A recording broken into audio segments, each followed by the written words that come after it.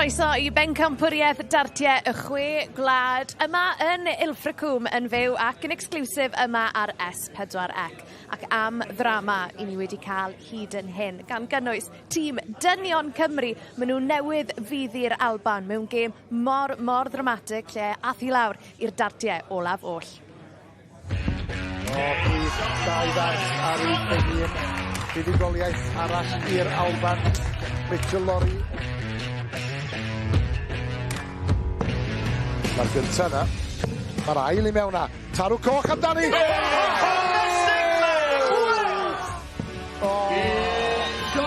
Allan ar gant ag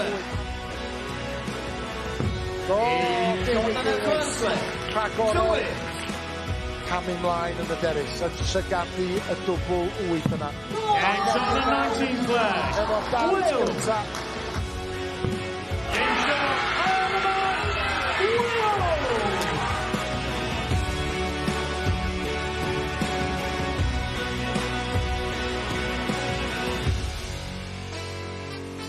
Ie, David Davies yn sicrhau bod Cymru yn gorffen ar brig eu grŵp nhw ac mae yna mwy o chwarae I ddod heno yma. I ni'n mynd I ddarganfod pwy fydd Cymru'n wynebu pan fydd yr iseldiroedd yn herio Lloegr a wedyn ni rowndiau cyn derfynol pencampwriaeth tîmau y menywod pan fydd Cymru. Ni'n mynd I weld menywod Cymru lan ar y roci unwaith eto. Ond cyn hynny, mae'r chwarae yn parhau nawr. Wrth I weriniaeth Iwerddon herio Lloegr, felly nôl â ni nawr at meistr y ddefod. Welcome back to the 2026 Six Nations Cup, coming to you live on S4C and the BBC iPlayer from the North Devon Resort here in Ilfracombe. We now conclude the group stages of the women's team event. Introducing first from the Republic of Ireland, Rebecca Allen, Sarah Joyce and Teresa King. Well, this opening game of the evening session between the Republic of Ireland and England is to see who is going to top Group 2. Both nations beat Northern Ireland in their opening matches, the Republic by 6 legs to 3. That kicked the show off on Friday afternoon. So they're looking to make it 2 for 2 and looking to top Group 2. Here come England with Jack Garwood.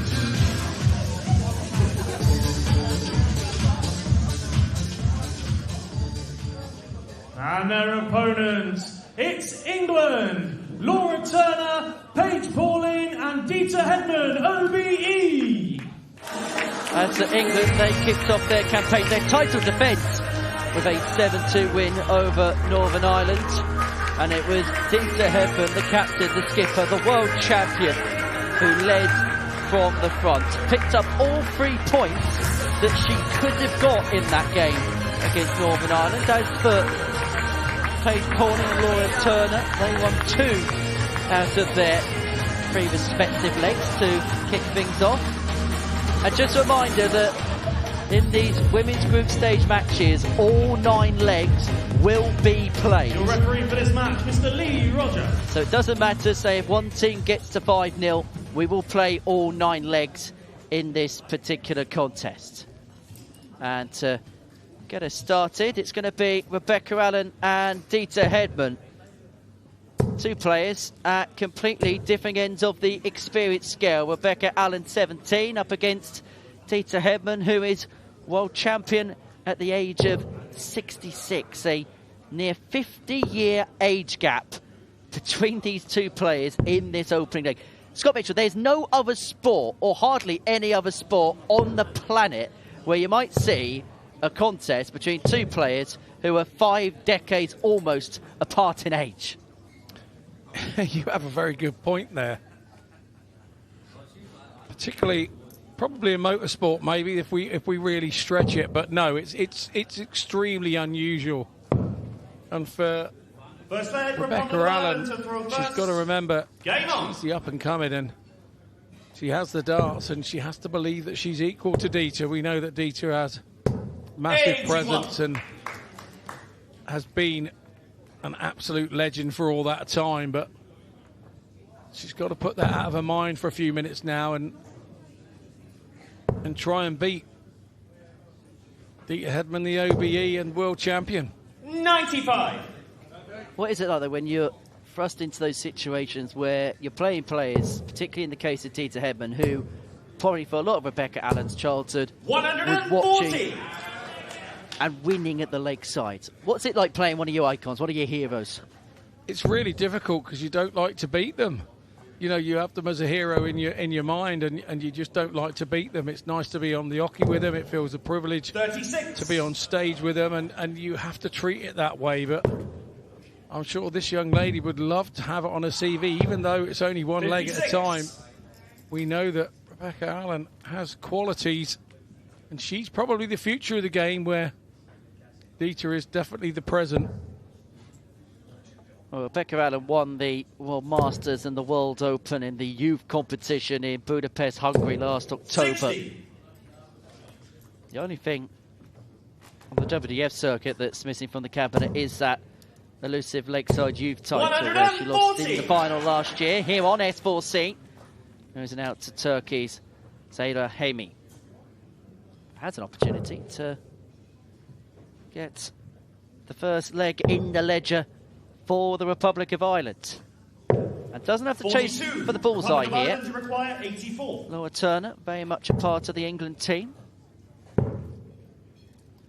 Double top. Superb take, superb start for the Republic of Ireland.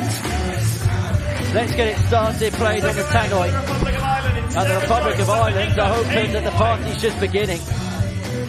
Well, from a 17-year-old sensation to another teenage protege, Faith Pauling enters the stage, and she will take on Sarah Joyce, both players opening rubbers.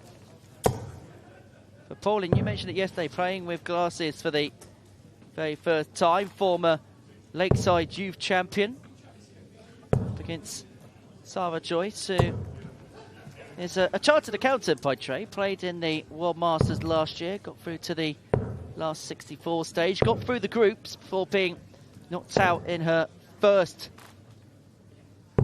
knockout game, where Japan's Yuki Sakaguchi against England to throw first. put paid to her hopes of picking up the trophy in Budapest.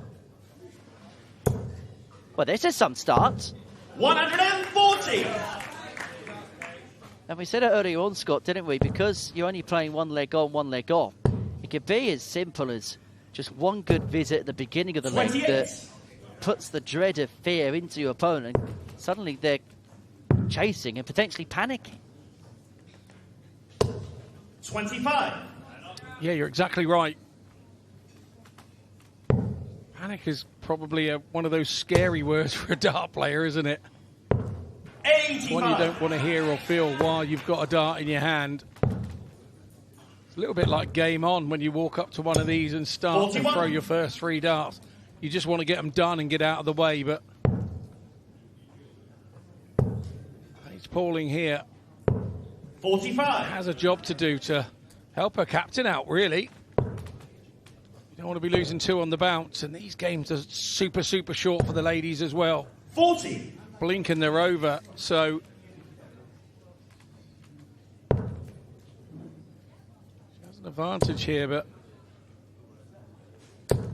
45. Joyce, if she'd have hit a treble 20 there, the advantage would have disappeared.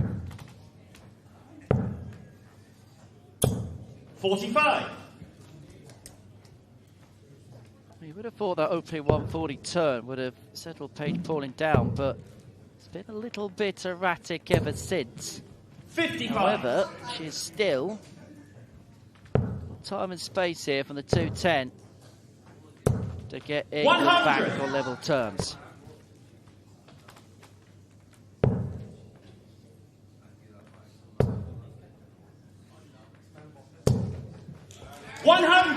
England, you require 110. Just the one treble needed.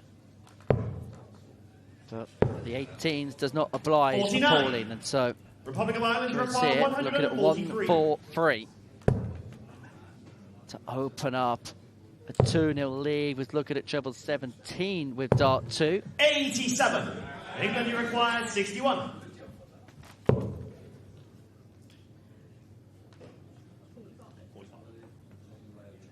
61 remaining. I think she was going for the treble 7 there to leave herself double top. Eventually gets there. 56. And so there's an opportunity to make it 2-0. The big number missed. Gonna have to spurn one. Double 16 and just about in. 24. England, you require 40. Pace Pauling's got to step in here. Game Nicely done. Gwlad, she said, a fist pump. 1-1 after a couple, and that was really important. There was an opportunity there that the girls from England could have been on the back foot there from the get-go, but really important. Used her experience for one at such a slender age. And there she is at the table. Bit of relief involved with that as well, I think, for her. Up steps Laura Turner and Teresa King for the first time in this contest. For Teresa, she picked up just the 1 point, the one leg in the game against Northern Ireland yesterday. As for Laura, she picked up 2 legs, but probably should have had the full collection of 3. Missed a number of darts to win the leg that she lost.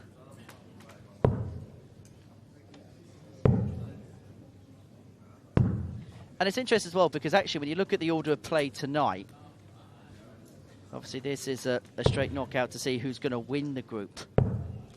But there is an Republic of Ireland to throw first. Game advantage to winning this game because of the fact that they're going to be back on the stage in this session. And it's really difficult to get yourself up for a game. Then the adrenaline of what's happened with the game, particularly if you've won the game and you've been lucky enough to be the man or lady who's won the game for you. You then got to get your adrenaline 26. calmed back down and then be ready to go again. It's difficult to do. Some of these people have had to do it 2 and 3 times in a day to be able to do that. So 41. Yeah, you know, you have your respect for them. And obviously Laura Turner is usually part of our commentary team here to do with S4C, and how inconsiderate 100. her to actually be playing rather than me in the commentary box with us, Henry. Hope you're being charged double time, Scott. Or you're charging double time even. Yeah, well, when this gets back to her, I'll be getting a flick around the ear if nothing else. Well, just to give a look at the state of play in terms of the semi-final schedule. Wales, the winner of Group 1, will take on the loser of this game, whilst the winner of this contest will take on Scotland. Now, the loser of this game will have to play in the first semi-final. 22. So they'll only probably have about an hour for as long as it takes for the Netherlands and England's men to play their match in a couple of moments' time. And then it'll be straight back on the hockey. 60. There's the winners get a bit of a buffer. There's Jared Cole. He'll be in action in that aforementioned game for England's men at the end of Group 2. And there's still 37. a lot of permutations in play in that particular contest. We'll come to that when we get there. Yeah, indeed we will. 100. Yeah, good visit from Laura. Kind of re-establishes her lead. There's the England team manager for the ladies, Paul James. 19. England, you require 80. I know Teresa King's throw reminds me of now. It's just come back to me. It's a little bit like Kerry Morgan. Welsh player from the late 70s, early 80s.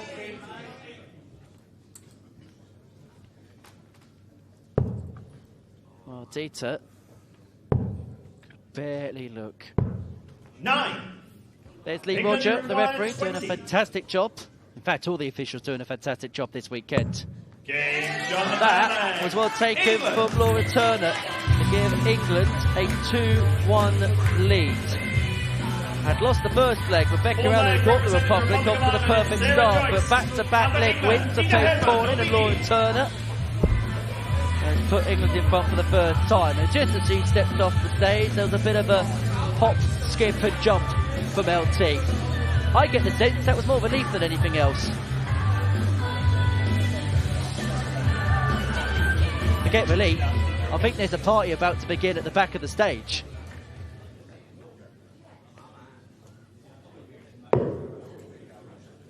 So Headman and Joyce playing their second legs. Both players are going to get their first leg of this contest. Hedman losing out to Allen, with Joyce losing out to Paige Pauling. Fourth leg, England to throw first. Game on. So Hedman has the opportunity with the darts in hand to give England a 2-leg buffer. Again, a reminder that all 9 legs, irrespective of the scoreline, will be 100. played in this contest. So, say for example, England go 5-1 up in this game. It's not over. We will go to the end. So, effectively, England could win this game by 8 legs to 1. 28. Yeah, and it is important that all the legs are played as well for count back and things like that. And then when we get to the knockout stages, as soon as we get to the winning line, the game is done. 100. He might be on Abacus watch, Jared Cole, because it might be a case of legs being required. 100. England over the line against the Netherlands a little bit later on in the men's contest in Group 2 that we're going to see next.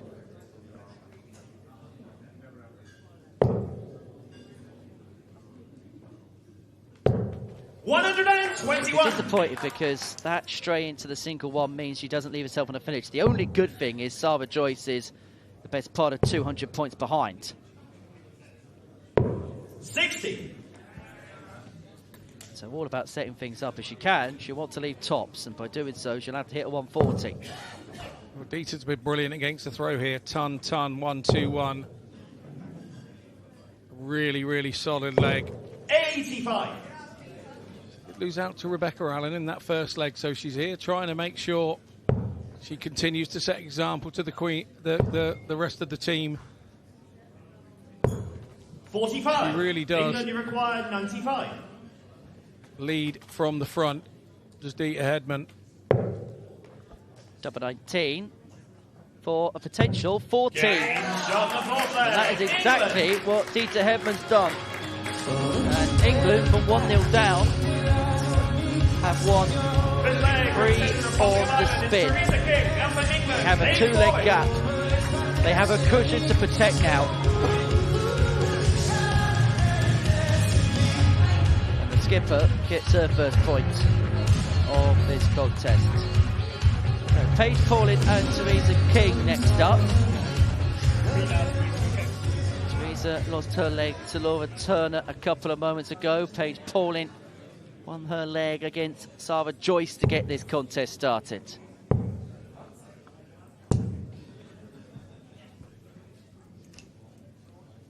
Although fair to say that both players in the opening rubber, Scott, were just a little bit nervy. Fifth leg, Republic of Ireland to throw first. Yeah, that's fair to say. Really fair to say.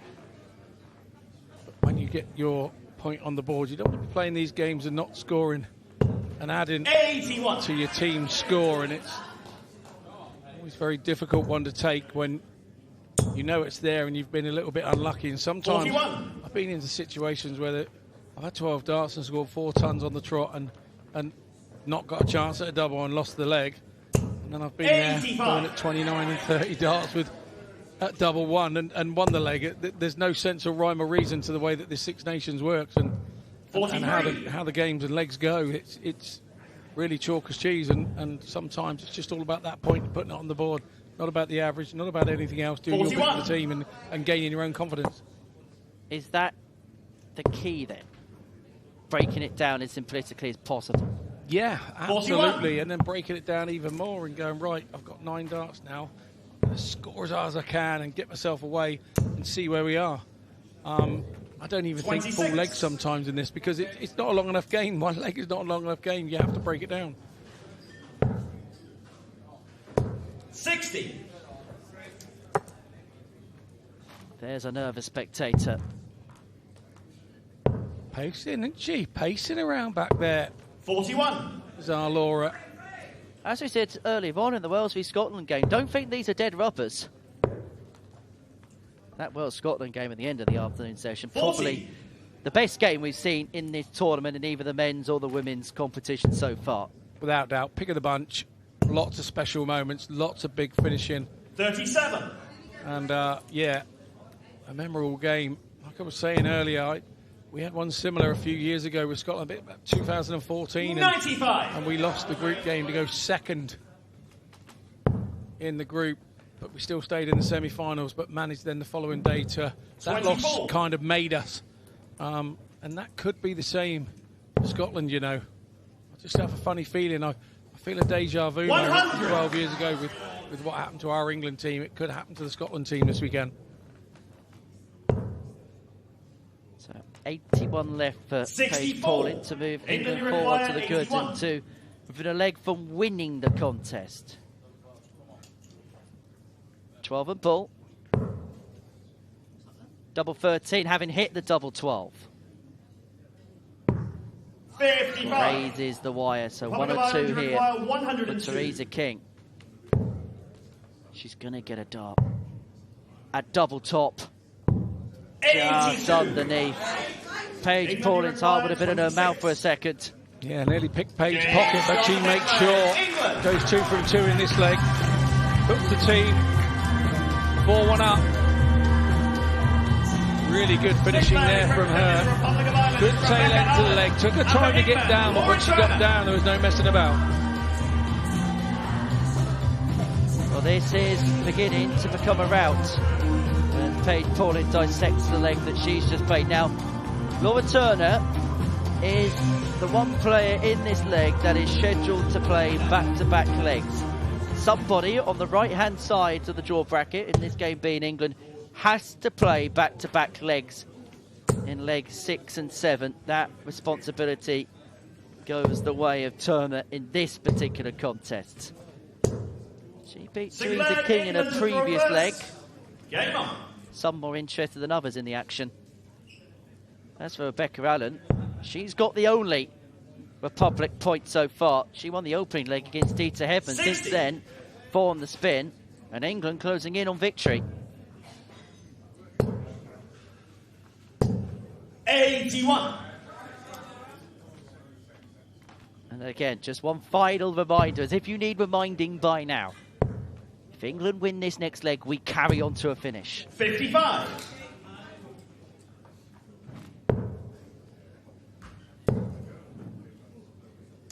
$60.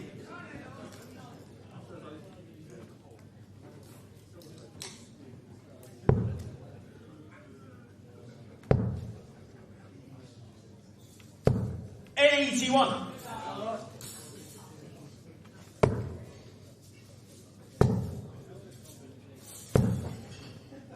41.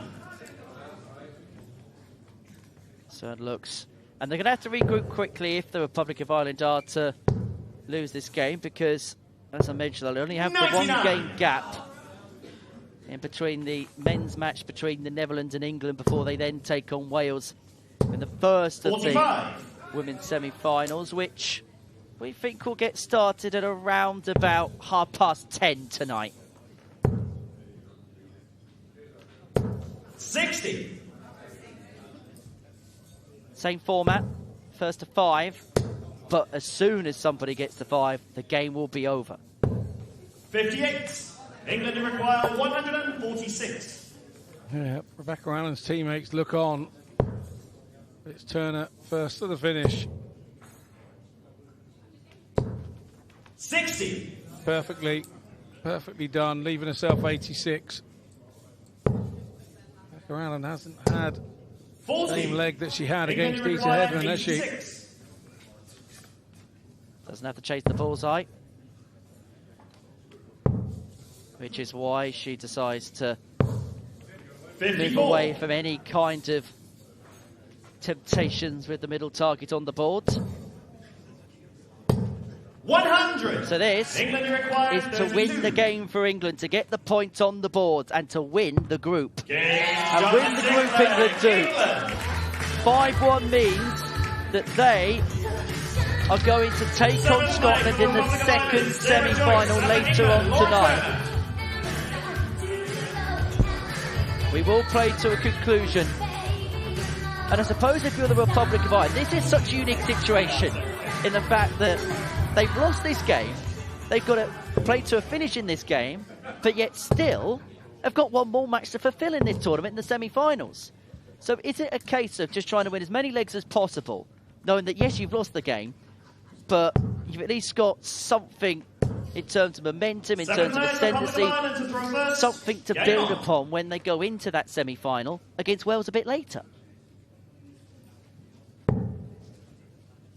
Bit long-winded, Henry, but yes, you're probably right. We got there in the end. 55. Yeah, it is a strange situation, but I think it's nice to play a very different tournament once a year. I really do.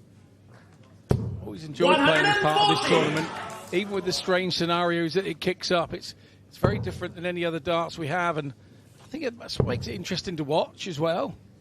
I'm sure there's many of you watching on S4C for the weekend, maybe watching darts on S4C for the very first time, seeing this format for the very first time.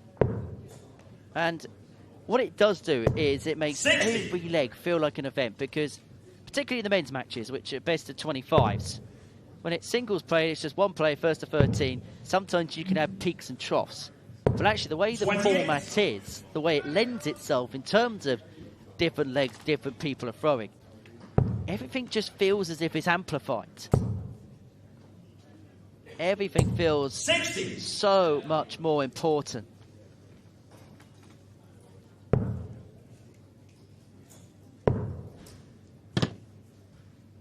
60.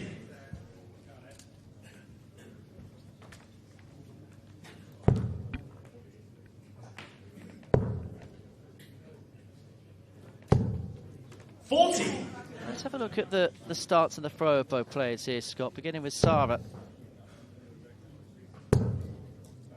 It's a really solid base that she throws from. There's no body movement, no rocking side to side or backward and forward motion. Laura, very similar. It's all arm movement. Pushed over the elbow, staying very straight. You can see why she's successful. Lovely 140 from her. It's a push and a long follow through from Sarah.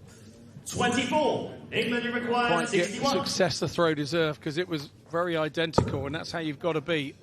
Yeah. Double 18 here for Turner to win 2 legs on the trot. Double 9. 55. As Laura does, she just giggles about a bad dart, doesn't worry about it. I promise you that wasn't a split. Down for double 3, or would you be tempted to go 2 double 2 potentially? Nah, she goes straight at it.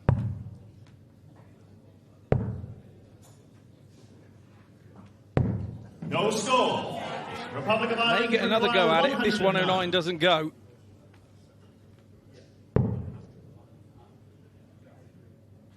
Triple 18 would have left the bullseye, not to be, and so Turner finding himself back at the trap door. This is double 3 again.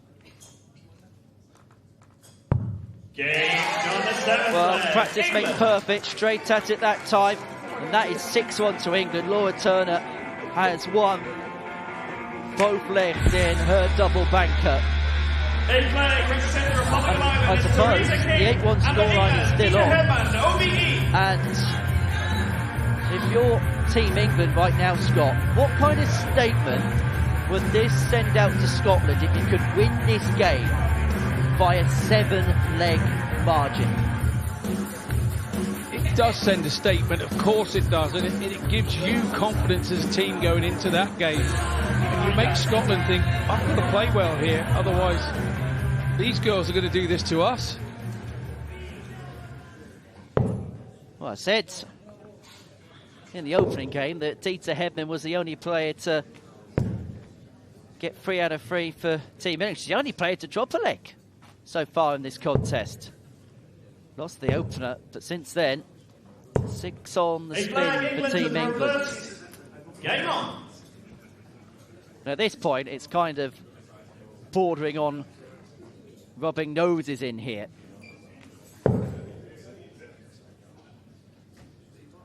And the other side of the coin is the Republic of Ireland are going to play another game in a few moments' time. 41. Against Team Wales. If they get beaten by a comprehensive scoreline, The team manager's going to have to do a really good job in terms of picking them back up going into that particular 100. contest.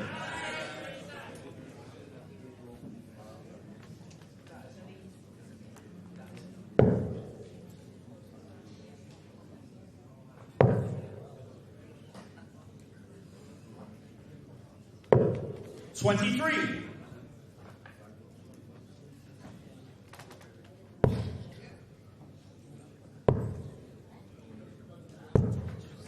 26.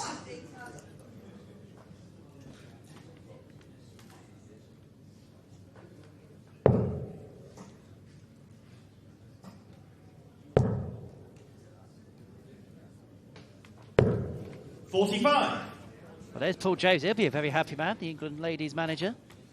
Got to be one of the easiest jobs in the world, that, isn't it?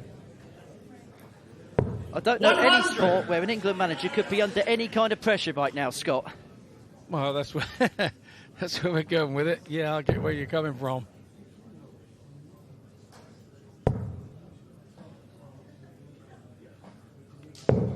$41.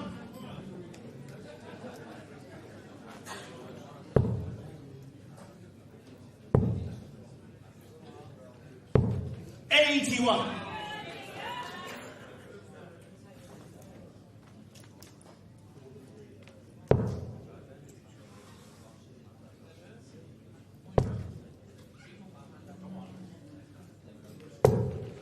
100.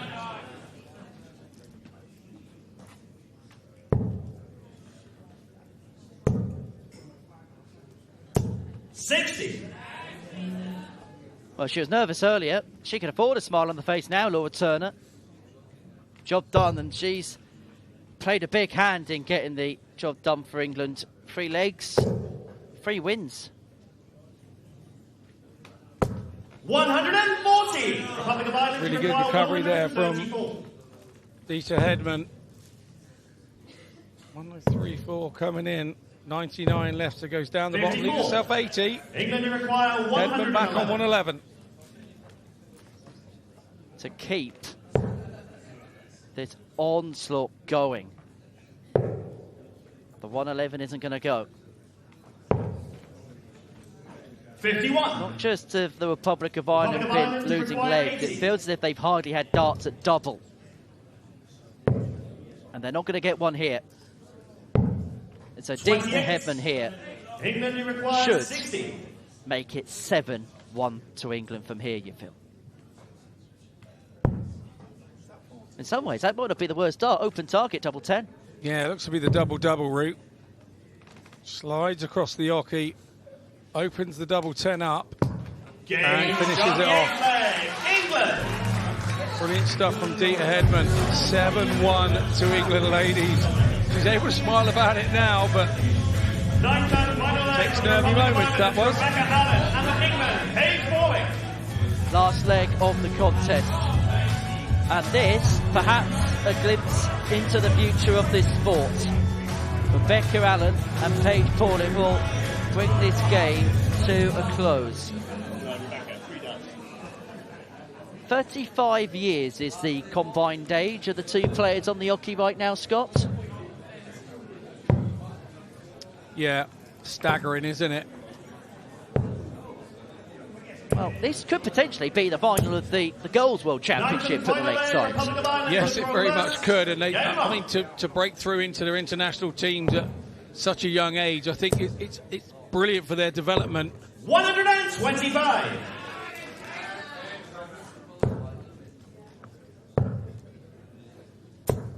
59. Yeah, and it's a newly expanded as well, Girls' World Championship. For the first time, there's going to be 41. 6 players involved, 12 in the boys when we get to Frimley Green in December. 100. End of November going into December. 83.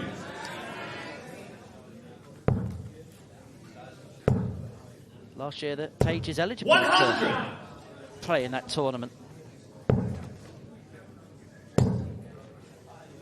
Indeed. 43.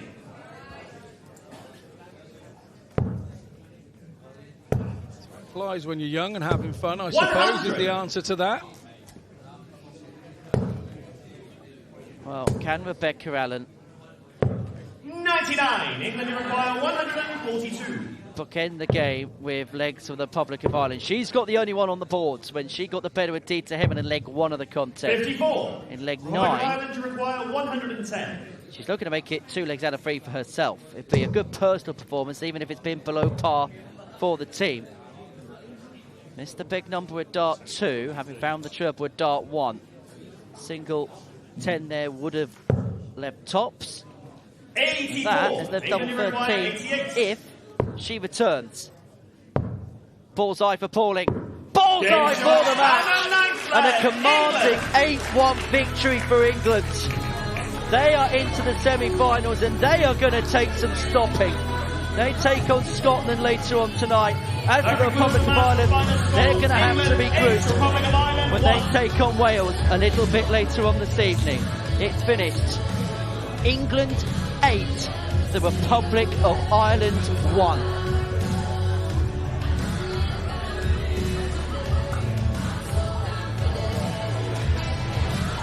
Am orffeniad oedd hwnna gan Paige Pauling. Felly dyma cadarnhad sefyllfa'r grŵp a mae buddugoliaeth Lloegr yn golygu taw Gweriniaeth Iwerddon fydd yn gwynebu Cymru yn y rownd gyn-derfynol ac fe fydd y gêm yna newn ni weld hwnna fan hyn ar S4C yn hwyrach heno yma. Ond nawr i ni'n troi'n sylw ni nôl at gystadleuaeth y dynion achos mae'r Lloegr ar fin herio'r iseldiroedd a'r iseldiroedd fel ych chi'n gallu gweld fyna, wel maen nhw'n brwydro i aros yn y gystadleuaeth. Cyment yn y fantol yn hon, felly nôl yn ni nawr at y chwarae, nôl yn ni at meistr y ddefod. Welcome back to the 2026 Six Nations Cup, coming to you live on S4C and the BBC iPlayer from the North Devon Resort here in Ilfracombe. Up next, we now conclude the team event of the group stages of the men's competition. Introducing first, the Netherlands, Barry van Peer, Mark Bleckert, Johan Brouwer, Michael Nukta and Danny van Try. Well, for Team Netherlands, they need to get something on the board. Danny van Try wearing the football colours. The team have been in World Cup action this evening. And what you can see there was the 5-1 because that was the score as the Netherlands beat Sweden there. And they need a similar big result here. Lost to Northern Ireland in the opener, looking to get the better of England in the El Clasico of international darts.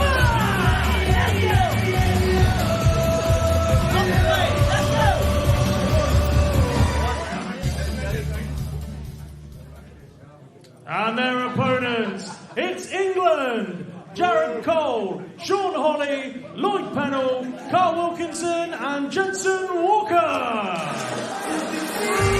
So, for the first time this weekend, we get the permutation abacus out because England need 9 legs to guarantee of their place through to the semi-finals. Now, if England gets to 8 legs and lose the game 13-8 against the Netherlands, we are then in a situation where legs difference comes into play, and legs difference would be level, and it would mean that we'll be having a look at averages over the course of the 2 matches in this group to determine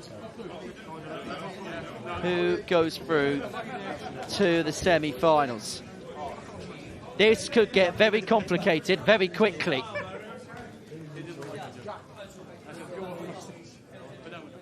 Simply put, England get to 9, they're in to the semi-finals tomorrow. As for the Netherlands, the situation is rather simple. Win to stay in the competition. Well, they were subject to the biggest surprise of this tournament so far when they were beaten 13-10 by Northern Ireland earlier on this afternoon. Barry Van Peer out to bat in this game, just like he was in the previous, and Jared Cole doing exactly the same. Now, in terms of individual performances in England's opening game, I don't think there's many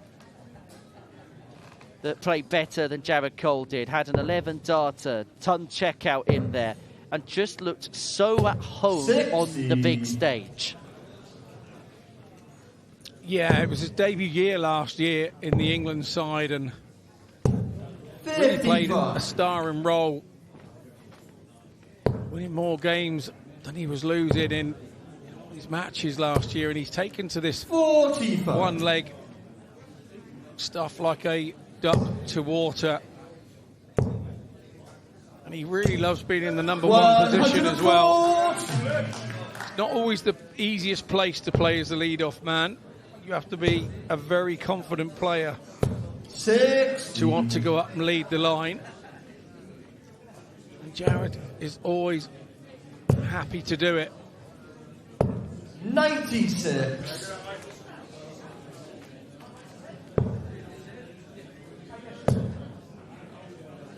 That a little bit more like it for Barry Van Peer, who finds the game's first 180 to leave himself on a finish after 12.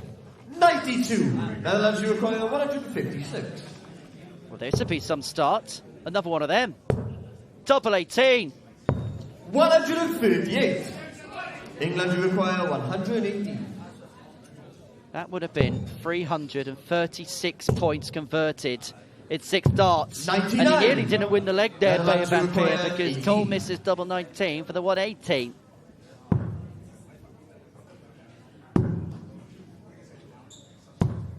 Game shot on the Barry first Van Peer leg. finds double 9 and gets the Netherlands off to a winning start. Well, Jared Cole cannot do what he did in his opening Moving on game to the second and pick leg. up the opening bubble for from the England. Netherlands, Mark Bleckert, and from England, So, Sean Ollie. first time we see Mark Bleckert enter the stage. He takes on Sean Holly.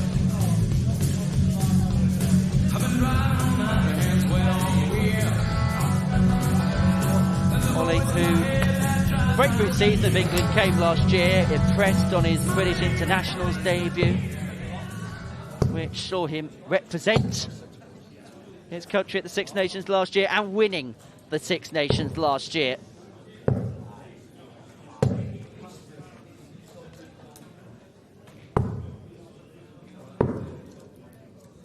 And he is hoping to get England back on terms. Up against Mark Bleckert. Second leg against England to focus. Game on.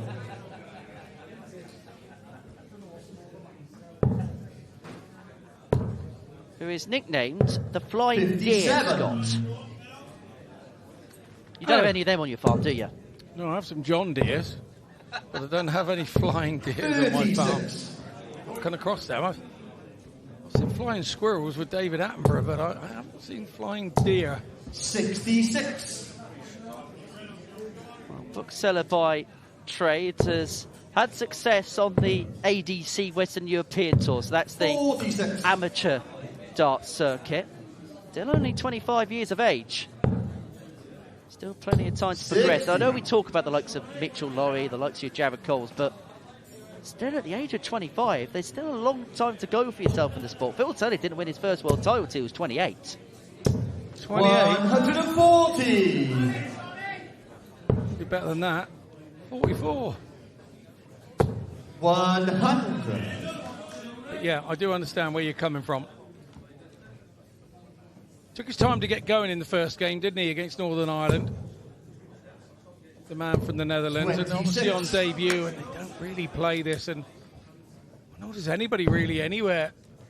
I do have a local league that plays 94. one leg at a time, and I've kind of always played within it in the last few years, just to make sure I'm used to it for this.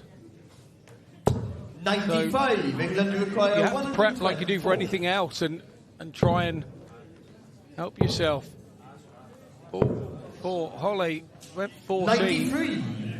Netherlands, you require 158. 158 here to double the lead, not to be this time. And so Holly's going to get a couple of darts in hand. Will probably elect to leave double 8. Or the 11 leaves double 10. And that opens up the door for his Dutch opponent. Netherlands, you require 98. To open up an early lead. And because legs difference comes into play for England, this 2-0 scoreline will feel a little bit more a desperate situation than perhaps it would have been in another scenario, in another game. No score. Oh, he's must have scored. He's hit the treble 11, and he's given Ddartiau here a free hit effectively at this double 8. Game shot. The Netherlands 2-0 up. They get an early break. They needed to get onto a quick start, and that is exactly what they have done. From the Netherlands, Johan Brouwer. Well, here comes the energy in this Dutch side. Mark Ddartiau departs, and Johan Brouwer enters the stage. It's not going to be quiet with Johan around. He told me yesterday to expect a spectacle from him this weekend. Well, the sale of ear defenders in and around Ilfracombe and its surrounding areas have certainly gone up, probably by a radius of 200%. And there was 1 or 2 players in that Northern Ireland team who are getting a little bit rattled by the loud noises, by some of the antics in that first game. Yeah, very much so. I think Gwlad gets the Netherlands to throw first. there's a certain way of playing the game, and everybody's entitled to play it the way they wish to, and the way they see it, and the way that it works for them. 125. And I think it's kind of not the way that the Northern Irish lads play. So there was a slight conflict of interest. Lloyd Pennell really did play well in that first game for England. 66. There were times his points were very needed, as others failed to get off the mark around him, particularly early doors in that game. 59. He's now been given the responsibility of getting England's first point on the board. 100. See if he's up to it. Richard Perry there. England selector sorting out who's next and where. 57. You really do need that within a team.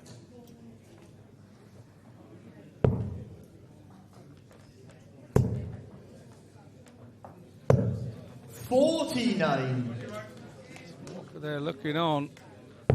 He's going to be last to start, is Jedson. Carl Wilkinson will be back next as we hear the first noise from Johan Brouwer in this game.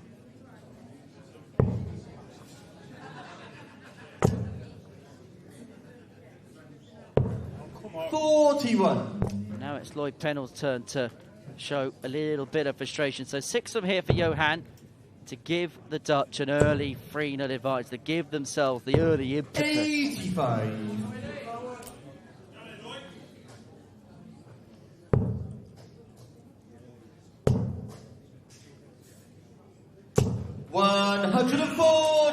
Netherlands require 97. Pressure asserted then from Pennell. 29. All over the place. England require 105.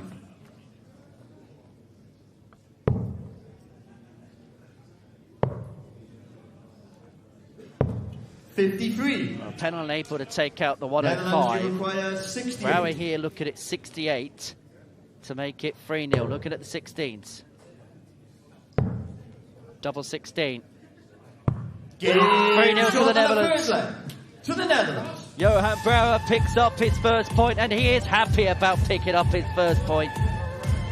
The Dutch move 3 to the good, and all of a sudden England are in a world of trouble. And so perhaps it's appropriate that the captain Carl Wilkinson steps forwards.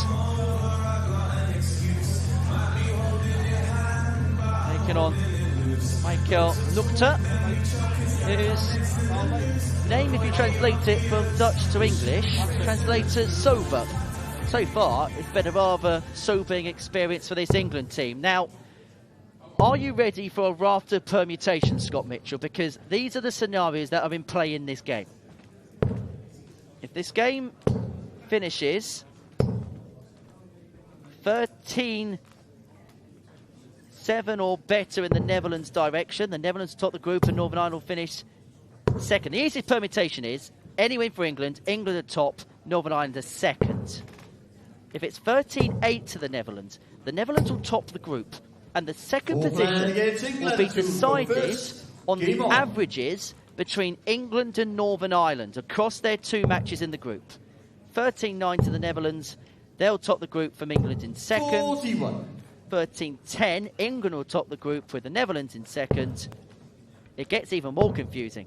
13-11 to the Netherlands, England will top the group, and then the second place will be based on the averages between the Netherlands and Northern Ireland. Well, thanks ever so much for that, Henry. 43. It's lovely to have the permutations. Enjoyed that. What was the first one again? I've forgotten it already. 100. I told you to use pen and paper, Scott. You did indeed. The long and short of it is 81. England get to 9, they're through. If Netherlands get to the 13, they're through. Well done. We got there in the end. Good on you. My head hurts now. 140. My ears hurt listening to all that. But there we go. 81. The concerned face of Richard Perry there. 92.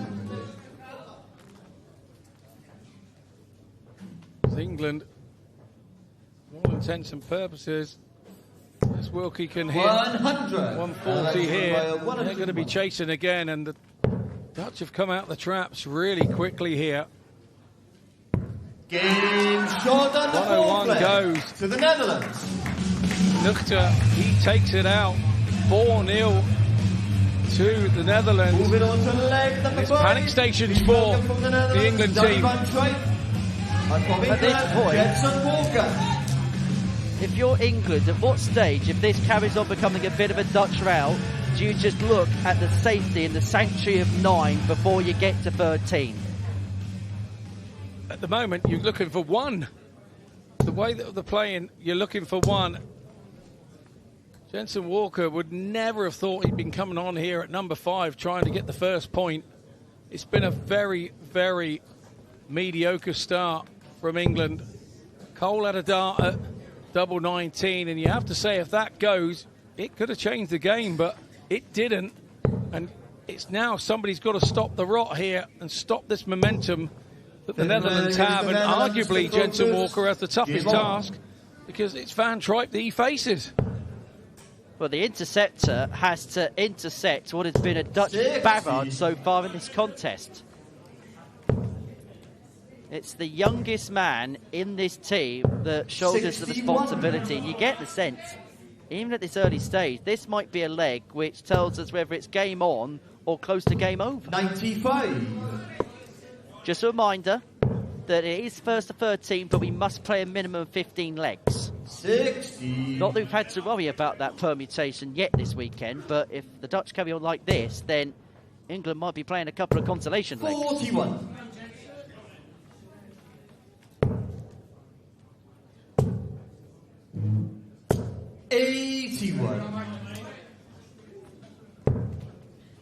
And Tripe starting on the 18s. Try and leave himself on a finish. Now, 150. Walker will probably start down on the 19s here. Because if he hit the single 19 and hit a couple of big troubles, he would have left himself on a finish. Hit a trouble 19, it would have made his life easier to have left a finish. Nothing's here bossing it from the front. 60.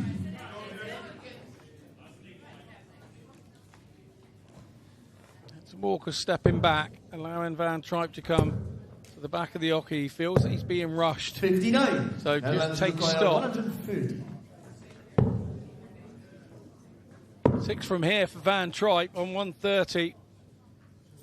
from 191. It does change how he approaches the shot.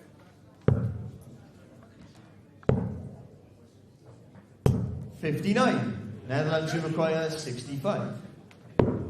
Tops for 5-0. This is a Dutch onslaught so far.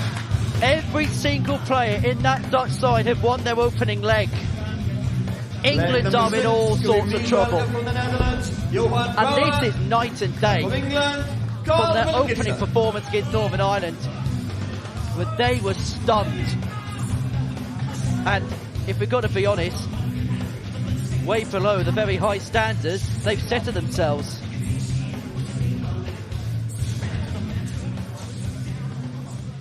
And this really could get lively, because you've got the England captain, whose team is in a very desperate state, taken on a man, if he begins to get a bit of confidence, is going to let Wilkie know about it.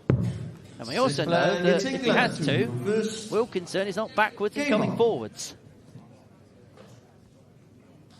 The plot thickens. 100. Just joining us, joining the coverage, yes, that is 5-0 to the Netherlands. First 41 matches has gone their way and haven't had to be particularly special to do it either, have they really? 100. It's been uncharacteristically poor from England up to press. The Netherlands are 5-0 to the goods, 60. but as a collective, they're only averaging 78. England are just straggling and averaging in excess of 70. 60. And by the way, those averages could be a bit important later on, depending on what the scoreline is. Yeah, very much so. I remember that bit from your epistle. 45. Permutations. Is that the only thing you did pick up from that particular ramble? Yeah, look, I'm a man. I don't listen very long, do I? 100.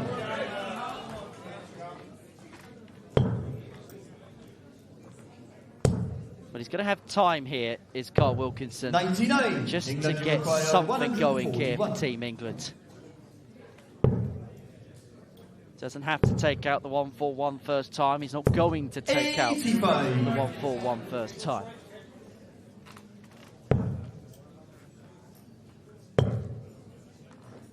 It's 100, 160, 185 for Wilkinson. 56 to put the first point on the board. 60. Netherlands who require 160. So 160 coming in. If this goes,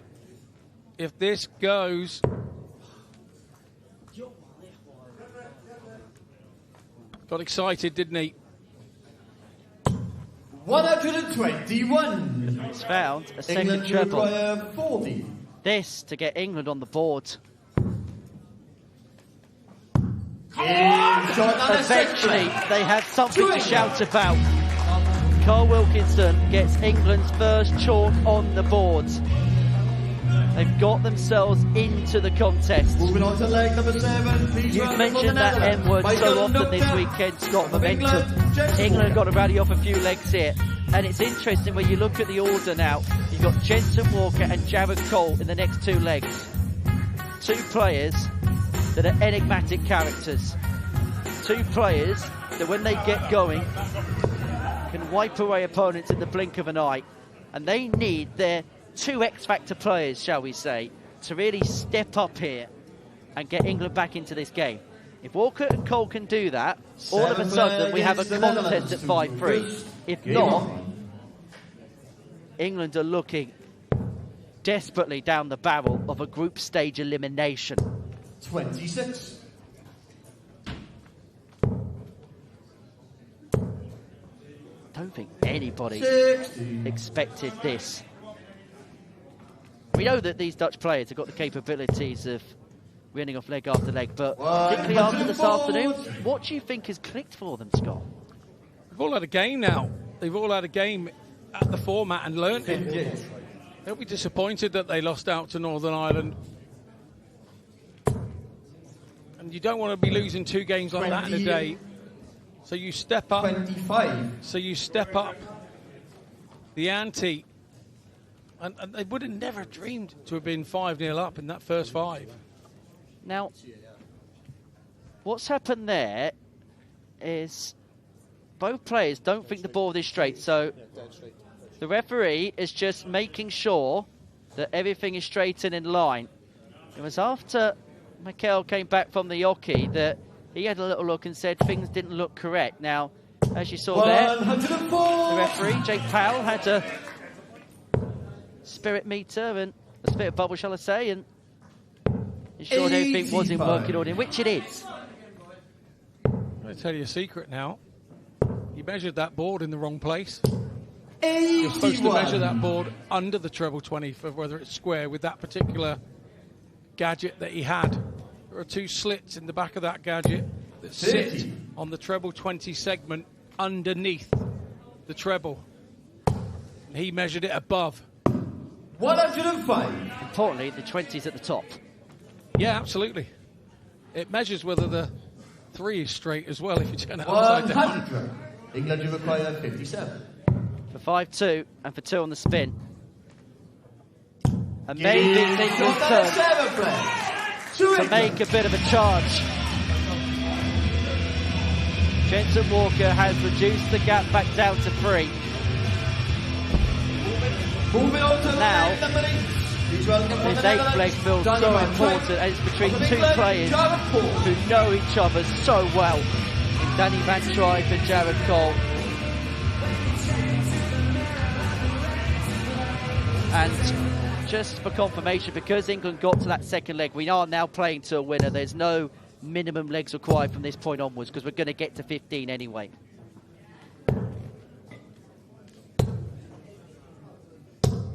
A flag, it's England 2 for first. Game on. So, Jared Cole with the darts for England. 46.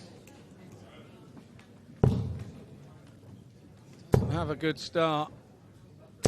121. I'd have said that was a good start, but that was a bit of a sarcastic clap towards his own darts there from Danny Van Tripe. 60.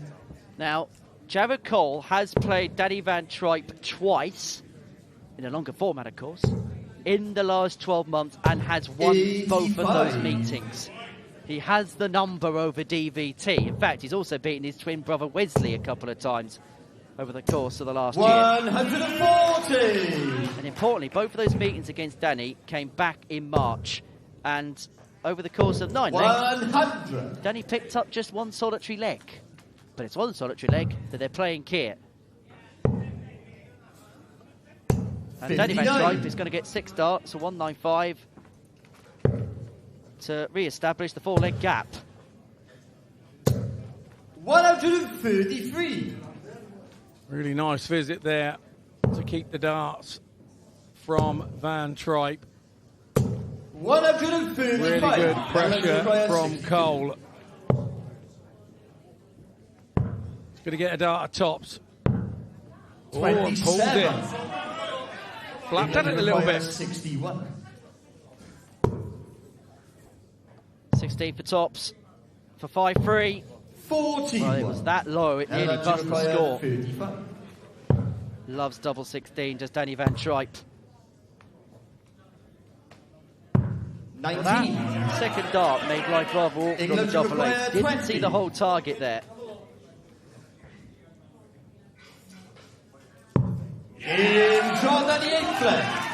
England. Really good stuff from Jared Cole. Dodged a bullet, but his team needed him. Tapped to the side of the head, saying don't think so much. Just get on with the game and play it. 5-0 down. England have reeled off 3 on the spin. And is this where all of a sudden Barry Van Peer is under a bit of pressure? Maybe for the first time this Dutch side are under the cosh a little bit. Because if Sean Holly wins this leg here against the throw, Lloyd Pennell will have an opportunity to level this match up at 5 apiece after 10 legs.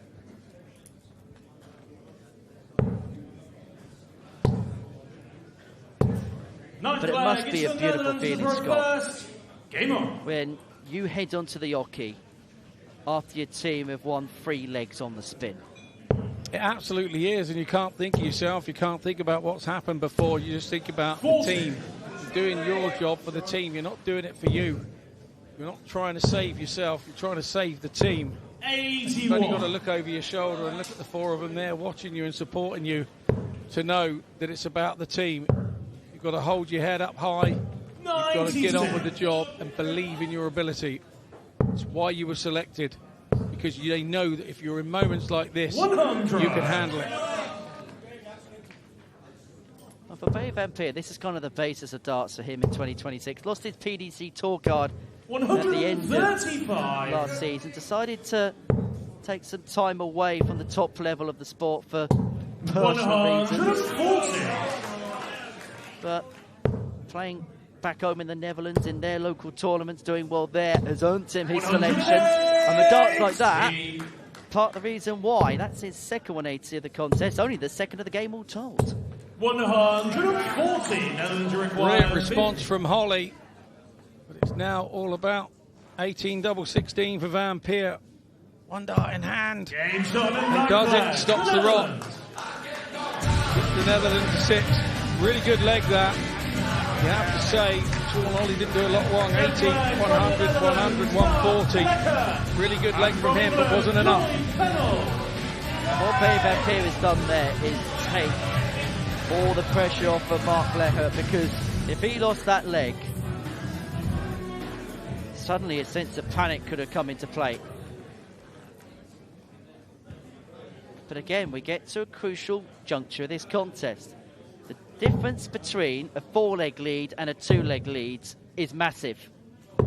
As we head towards the end of the second cycle, as we head towards the midway stage of this final group game. 10th flag, it's England to Following this one, it's knockout all the way. on. Which means I could put the abacus away for another weekend.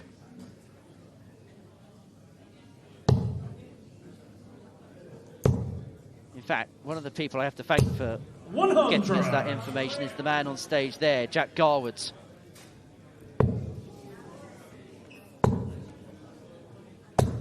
$121. Very good referee. There's refereed at the highest level.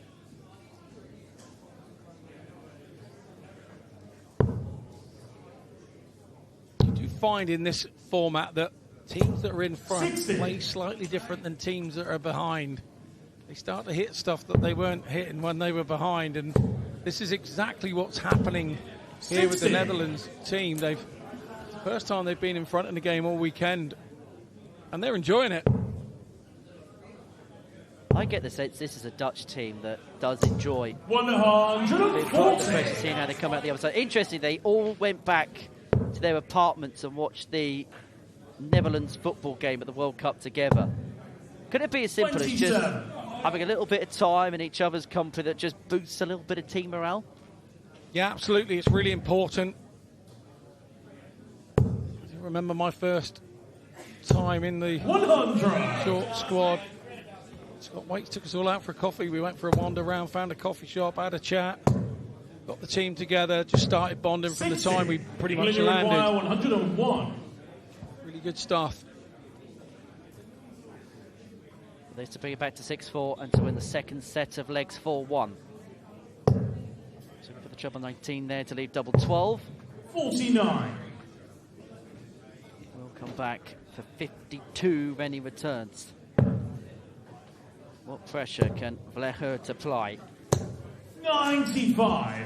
England, you Treble require at least 52. leaves him on a finish. He's got options here. Well, he's going to have to spurn one here. Double 16. 20. Not there. Doesn't matter if you England, spare one as long as you hit it. That 138. hasn't happened for Pennell this time round. Go treble 19, treble 19. It's the way of the world these days. 76 scores, 62. So it'll either be treble 10, sometimes treble 18, 90. treble 14. England, you require 32. So to bring it back to 6-4.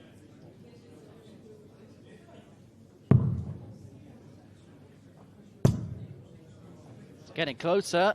And he eventually finds a way through. England. The Netherlands won the opening set of 5-0. England won the second set 4-1. Flag from the Netherlands. And so going into the third cycle of legs, there is just 2 legs between them. Netherlands 6, England 4. And you've got to give full credit here to this English side, who could have so easily have folded when they went 5-0 down in this game. Yeah, exactly right. 11 flag, it's the Netherlands to throw first. They are 4-1 up in the last 5, and that's the way they've got to think mentally. 123. But England really need Sean Holly to open his account right here and right now. 60.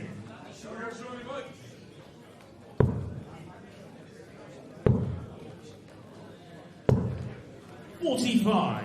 All of a sudden, if England win this and it goes back to 6-5, then suddenly you answer the question, how do the Netherlands get their heads out the shed? And remember, for them, it's rather simplistic. They just have to win 24 to get through to the semi-finals, or to keep their hopes of getting through to the semi-final line. I was going to say that 24 is a big opportunity for Holly. He's got to hit a time minimum requirement, and he does.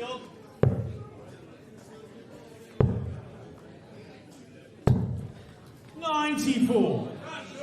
Frustration for Van Troy. In fact, they need to win this leg.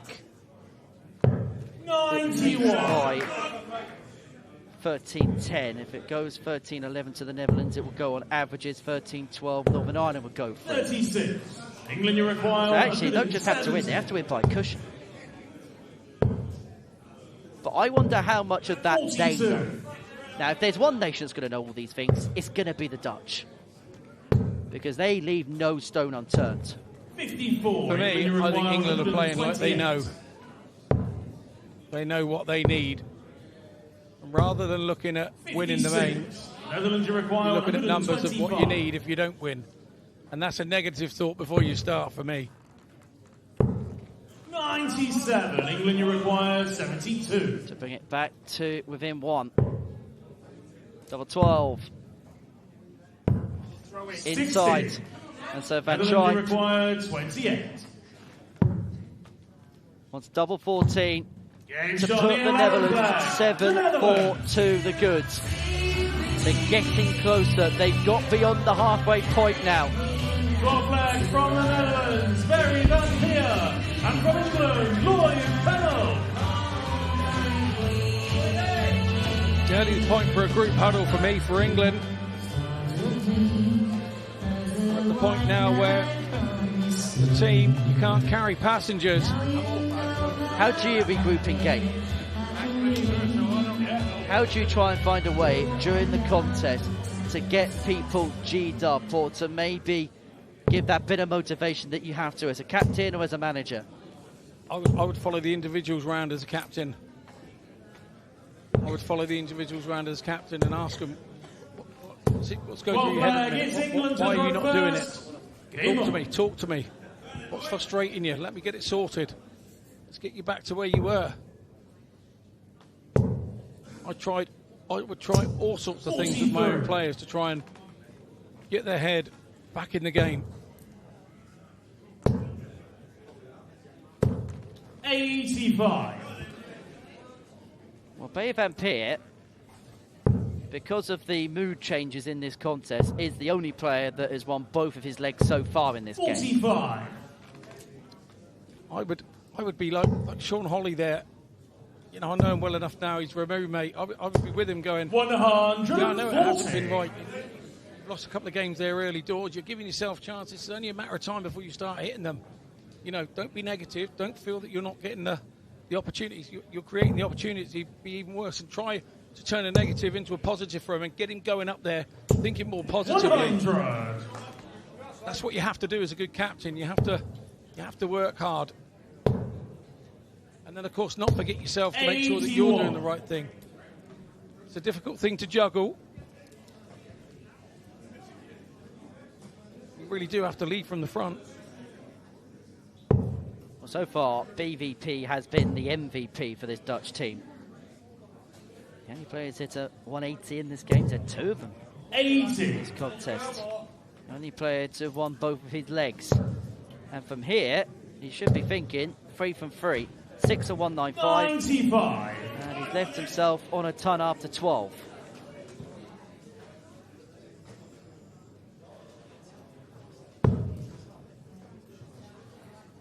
Now needs to find something tangible.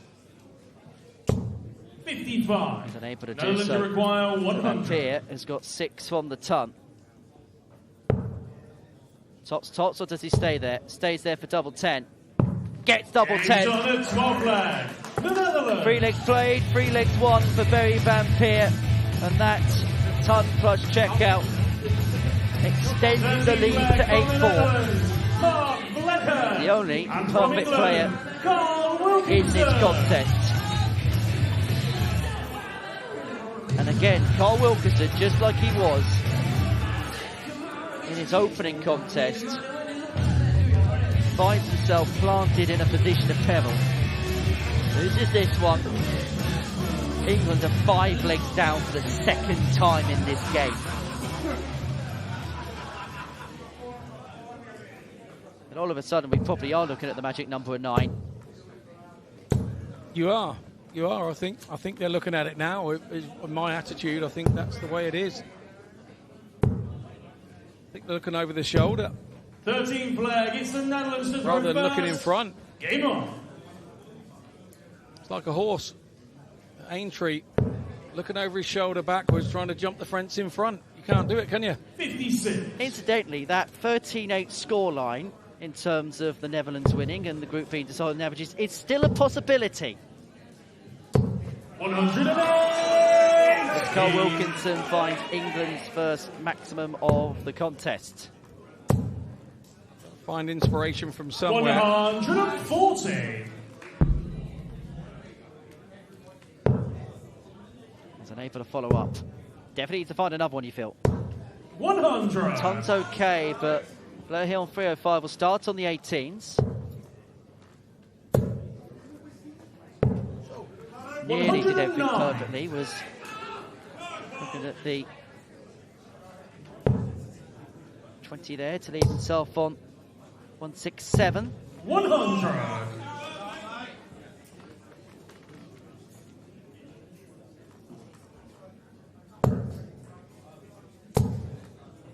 Well, that'll do. 100. And all of a sudden, this has to go. The captain 121. has to stand up to attention. Treble 17 would have left the ball. So this, it's a 9-4, and the 5-leg gap being restored.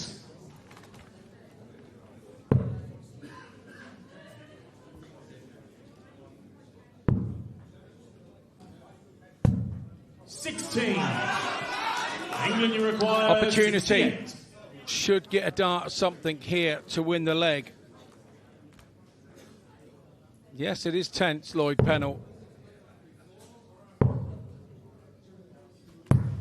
36. That's a really good attempt, but it doesn't go. England, you require 40. Tops it is then for Vleghart.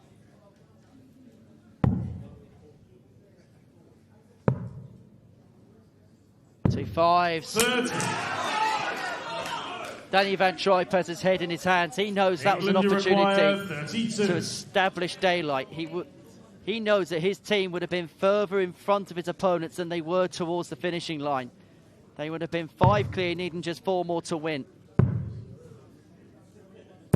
And Carl Wilkinson brings it back to 8-5. The mistake from Blair has been punished to the hilt. And all of a sudden, they're 4 legs away for qualifying through to tomorrow's semi-finals. Jensen Walker.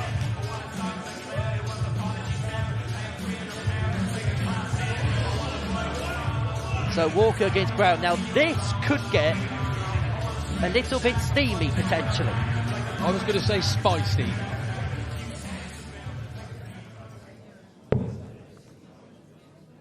Yeah, this could be a bit of a scrap. because we know what Johan's like, and if Jensen Walker's provoked, he's not backwards and coming forwards himself. 14 flag, it's England to throw first. Game on. He doesn't like getting bullied, Jensen. That's the word I'd look for. 140. Despite the score being Netherlands 8, England 5, realistically, we're in a situation where the Netherlands are 5 legs away from qualifying and England are 4 legs away from qualifying despite trailing.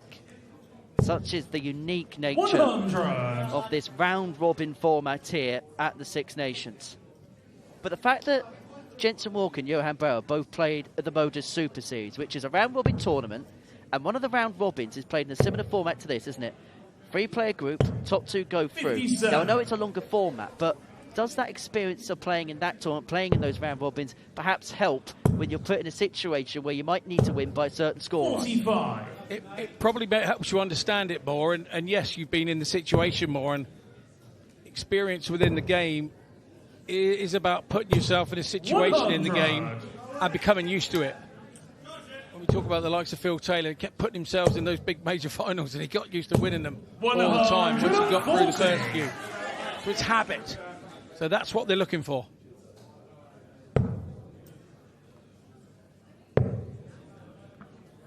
Been a really good leg this from Jensen on 76 after 12. 76. Potential 14 darter here to bring it back to 8-6.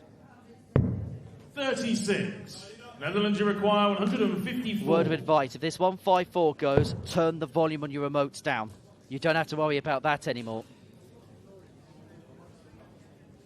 A good old stand back, take your time. He knows his opponent's on a double. He knows his opponent's chomping at the bit to get there. So now he just takes the pace out of the game. 41. It's not about what Johan was doing there. It's about what he was doing to Jensen and trying to stop him get in. Jensen is too wise for that. A wry smile because Brouwer knew what he was trying to do, and Jensen knew what Brouwer was trying to do to him. Well, he said it could potentially get spicy, and Jensen Walker not happy there. I don't know if there was a handshake come the end of it, but whatever happened, Jensen Walker has picked up a big leg to bring it back to 8-6. Now, we've seen it before at the PDC World Cup where a flashpoint can really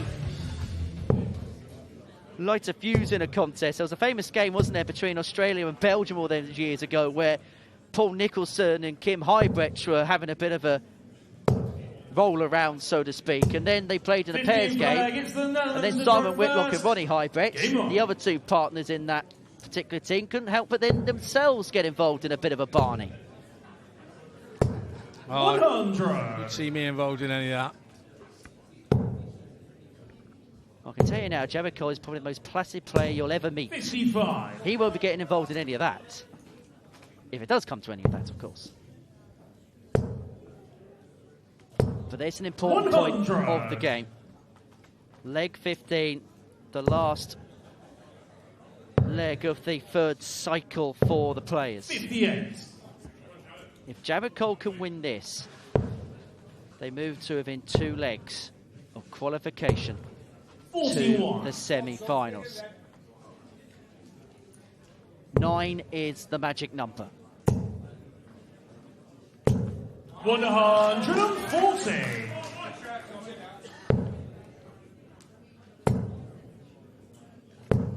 $85.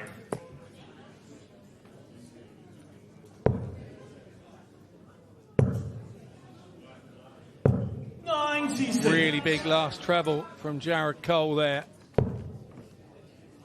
And it's forced. 21. England, you require 152. Into making a mistake. The throw is now turned.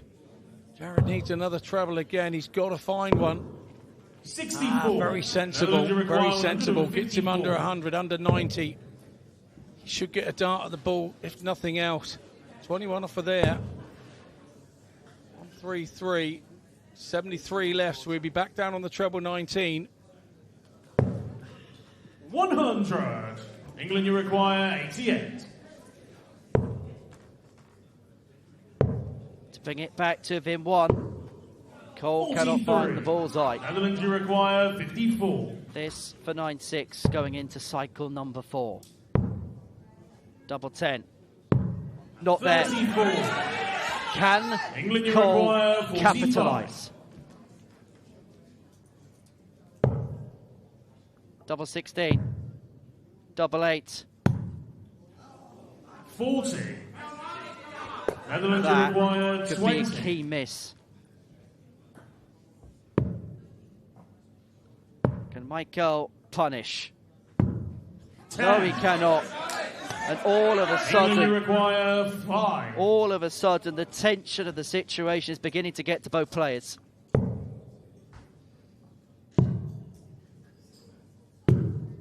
One. That's come clattering off the barrel. I think that was heading on target, bar a deflection. In the game, we call this a happy birthday leg. You've given each other so many presents, you feel it's Christmas. Into on the 15 It was a scrappy leg, but it's potentially a pivotal leg for the Netherlands. They move 9-6 up. England still need 3 more. And from England, Jensen Walker. They're Hurt and Walker next to the Oki. It's 9-6 to the Netherlands.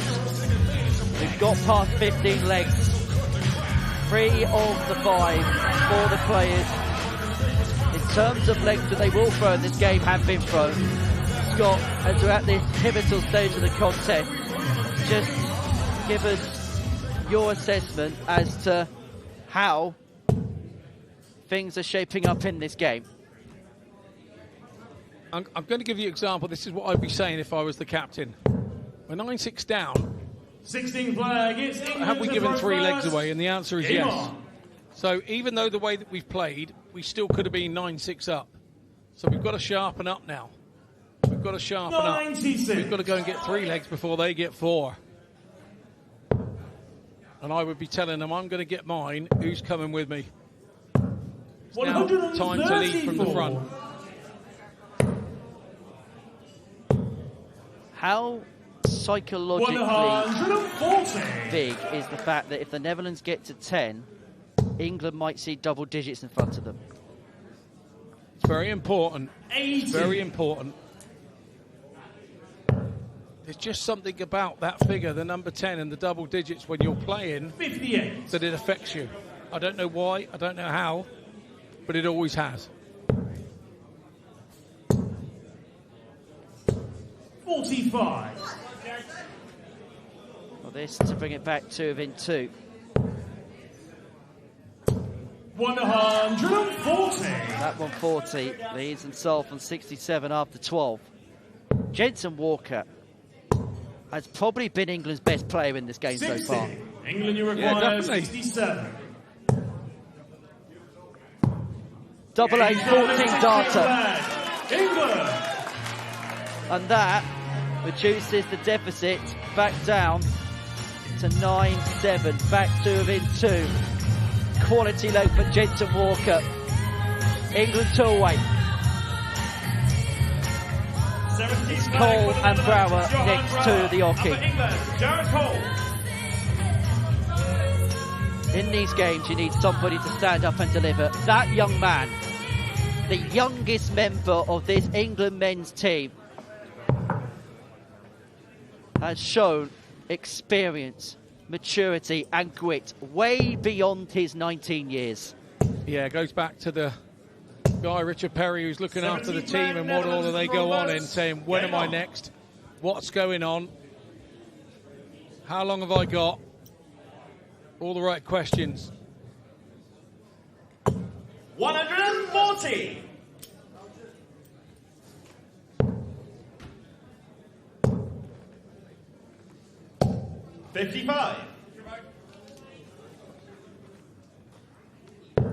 It'd be interesting if this game gets to 9-8. It will be very interesting.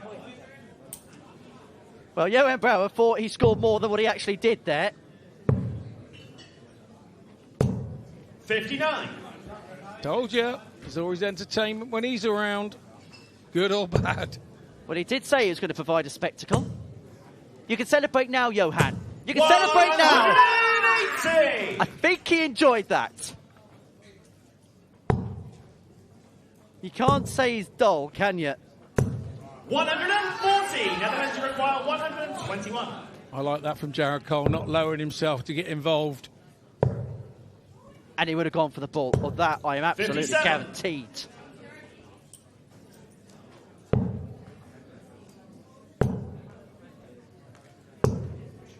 Leaves himself on a finish. But this could be back-to-back 14 darters. Jensen Walker in the previous leg. And Barrow looking to do something similar. 48. But the Dutch haven't got to 10 just yet. 47. Trouble 17. We're going to left double 18. 87. Netherlands require 16. Will do anything in his power if he can to leave double 18. He's hit a 9 darter on that particular target before on the television. And by going into the 11, that's that. Big chance here for Cole. 60. Big chance. And by the way, Johan was a little bit lucky because it looked as if he was on the walk with the last dart there. Double 10 for 9-8. 50. Jared Cole in his last 2 legs has missed key darts at a double 16. To keep England in touch. For 10-7. He's eyeing it up. Double 4. One more. It's not there. Did he believe in the conviction that he's taught? The answer was no. Jared Cole has to believe in all those hours and all those times. The moments come to moments like this. 5. Netherlands. It's just not happening on the outer ring for the king of the castle. He might feel like a dirty rascal if this goes. His head's in hands all over the land.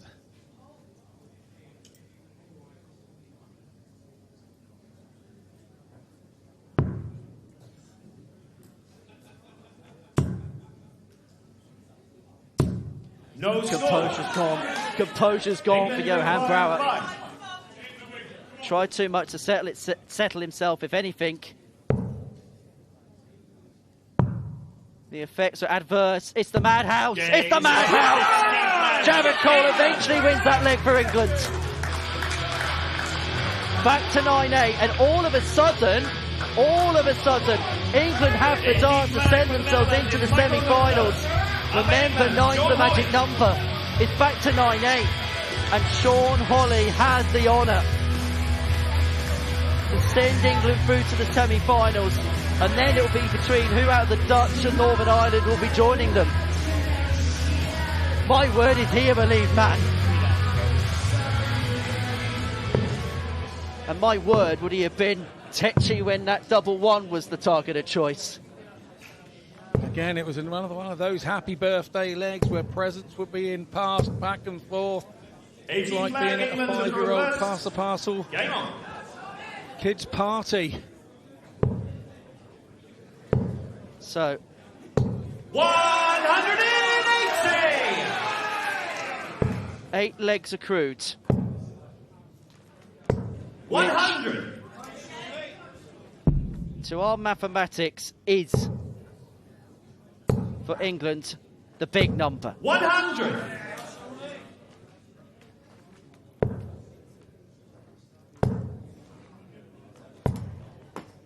40.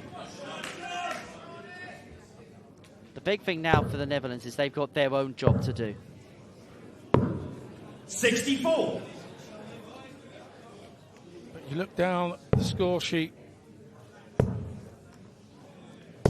140. England have won the last 4 out of 5, so momentum's well and truly with them.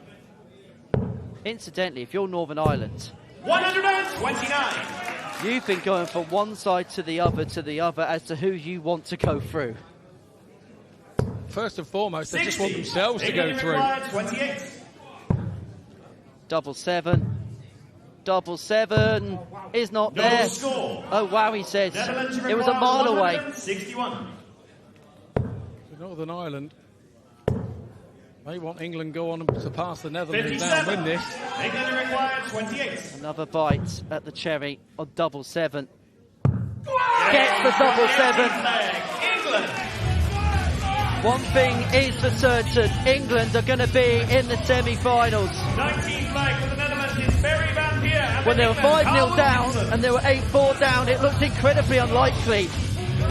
But for the first time, we have a level game. England have chased right from the very get-go. If Carl Wilkinson wins this leg against Barry Van Peer, they'll lead for the first time. And all of a sudden, the Netherlands are in a world of trouble. And if England do get to 10,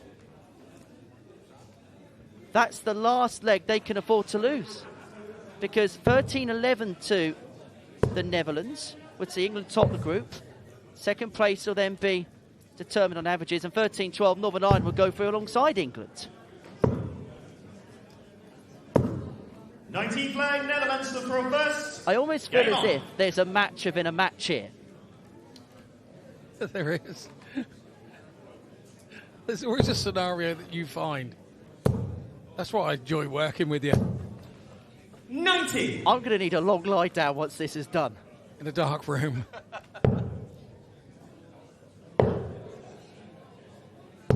100. But I tell you what, this has been great fun to watch.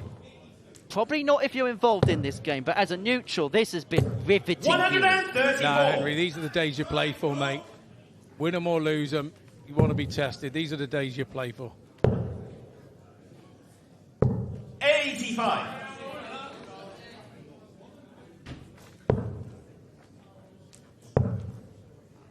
I think selfishly, there's a couple of 57. people on the organising committee that are hoping England do get to 12 so they don't have to do some admin work a bit later. 100.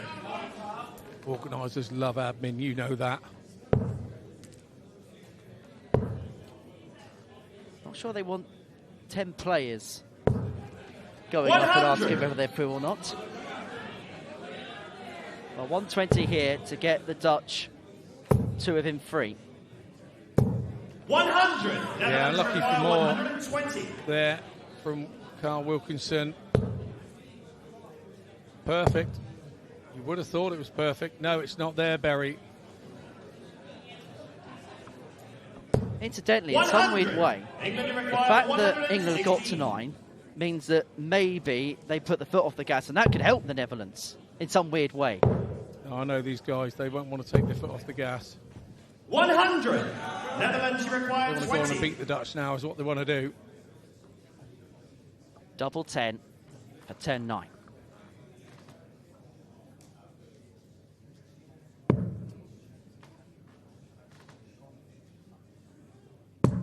Game shot the Double 19th 10 flag. puts the Netherlands. Dutch on to 10. And now we can talk 20th about flag, them Netherlands, it's Danny Van Schreck. And being Benny free Van, away right panel. from a play to the semi-finals. If you're Team Northern Ireland, you could probably scarcely watch this game, can you? Your allegiances have switched one way then the t'other. 5-0 8-4, they would have had the Dutch orange draped around their necks. Now they probably have the red and white of England.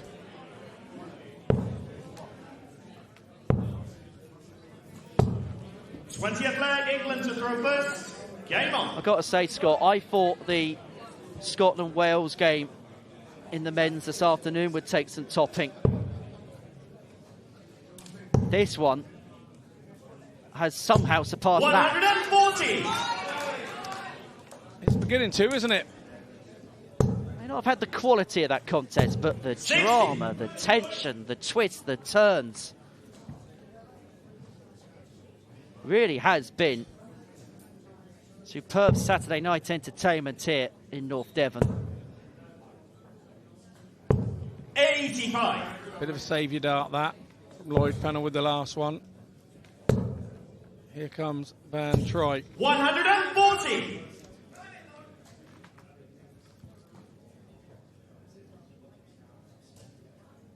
Oh, the iPads are being used. Is that to plot out permutations, possibly? 59. They're probably joined the S4C YouTube channel and are listening to you with your permutations on there for them. They haven't got to work them out. If you're trusting me to get something right, then something's gone badly wrong. 161 then for Danny Van Truyt. Back-to-back 140s, has left himself on a finish after 9 to open up a two-leg gap again. 97. Netherlands require 161. That's the right way to go down there till you get 2 digs at the treble 20 when he returns. 125. Van Truyt has left himself 36. Making sure you stay straight with the first. You cannot waver. Anything outside the 20, he does not get a go. Needs the treble for the double, and that's really unlucky. Got an option now. He either stays there and hits the treble, or he comes out and goes for the treble 16. 60. Netherlands, you require 36. For 11-9. It's double 9. It's there. Shot the 20th leg. Netherlands. Danny Van Truyt puts the Netherlands to within 2 of a place into the semi-finals. The room for error is next to nil, but they are beginning to tick along the legs. And as if we need any more drama in this situation, Scott, we're back to Johan Brouwer again.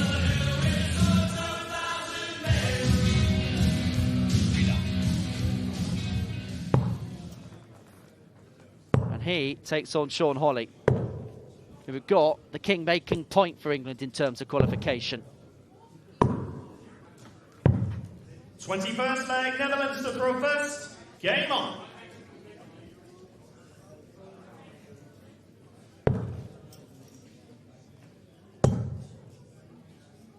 Incidentally, we're only halfway through the night 25. as Johan Brouwer gives us a big celebration with a 1-2-5. 96. Sort of celebration that I did when I hit my first ever 1-2-5, I think.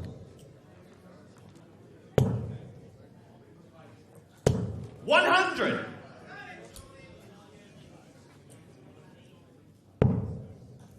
If it finishes 13-9, what will happen is the Netherlands will 100. finish their 2 matches. Everybody will have a point to their name. Everybody would have won. The Netherlands will be top with 1 point plus 1 legs difference. 134. England will be second, 1.0 legs difference, and then Northern Ireland will go out because they had 1 point minus 1 legs difference. 58. Brouwer here looking at 142 to make it 12-9. 48. Slowing the game down again is Johan Brouwer, just stopping the whippet that is Sean Holley in his stride. 140 pounds. Expect a reaction to this goes. He said he'd bring the spectacle. This would be spectacular. Game shot the 21st leg. The Netherlands are 1 leg away. Sean Holley's not happy in the slightest. Johan Brouwer has picked up a big leg and has given us a big celebration. He's given it a big leg. This is the 15 darter. So the Netherlands have 2 cracks at qualifying through. If they win this leg, they win the group. They can still go through in second place if they were to win the next. Effectively, this group is a 2-leg shootout to a certain extent. Jensen Walker takes on Barry Van Peer here. Let me ask you a question. Scotland and Wales are watching on here. Are they bothered who they play? Look, they're probably 2 of the strongest teams on paper in the tournament.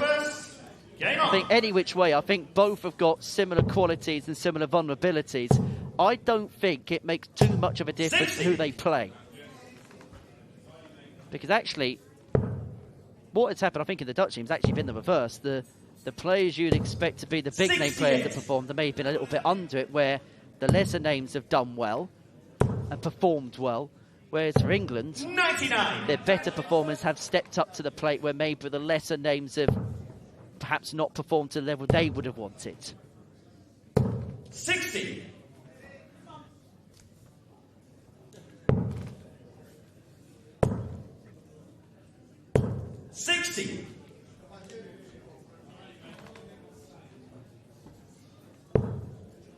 However, if Barry Van Peer loses this leg, it's down to Danny Van Truyck 140! to keep themselves in the tournament. Because if it finishes 13-11, we're going down to averages. 44.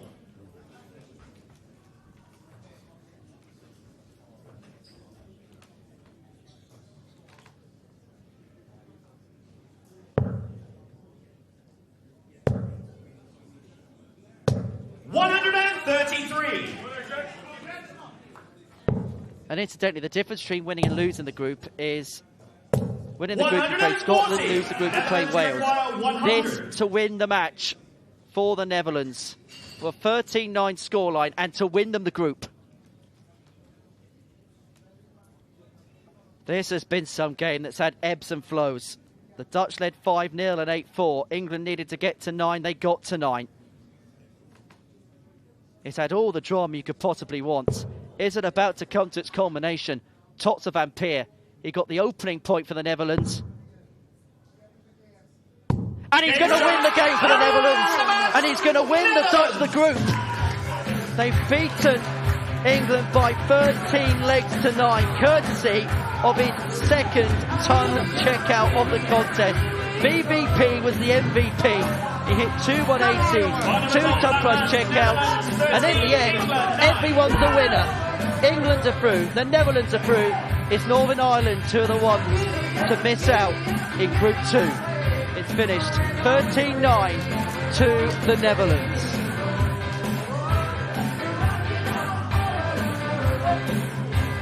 Well, you can see the emotion there. Confirmation of the score. Netherlands 13, England 9.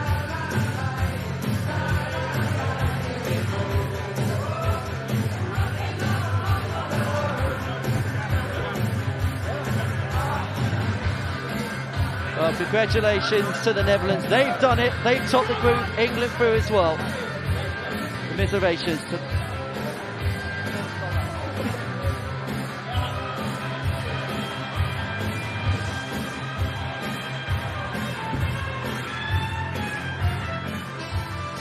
Ie, dwi ddim wedi bod yn benwythnos hawdd i'r iseldiroedd, ond pan oedd angen perfformiad, pan oedd angen ymateb, wel, fe wnaethon nhw hynny.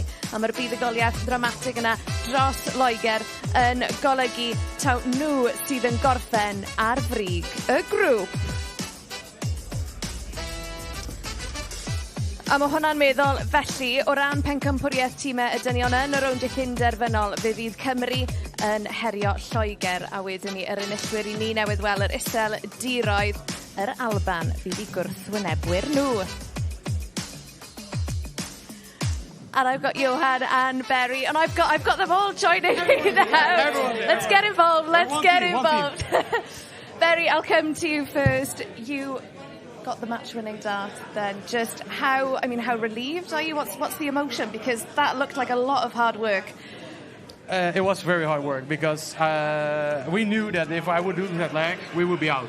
So it was a lot of pressure on this leg, and I knew I was like, okay, I'm playing well. So if I win it, we're through. If I lose it, we're just 5th, 6th place, and I managed to win it. So I'm very happy, obviously.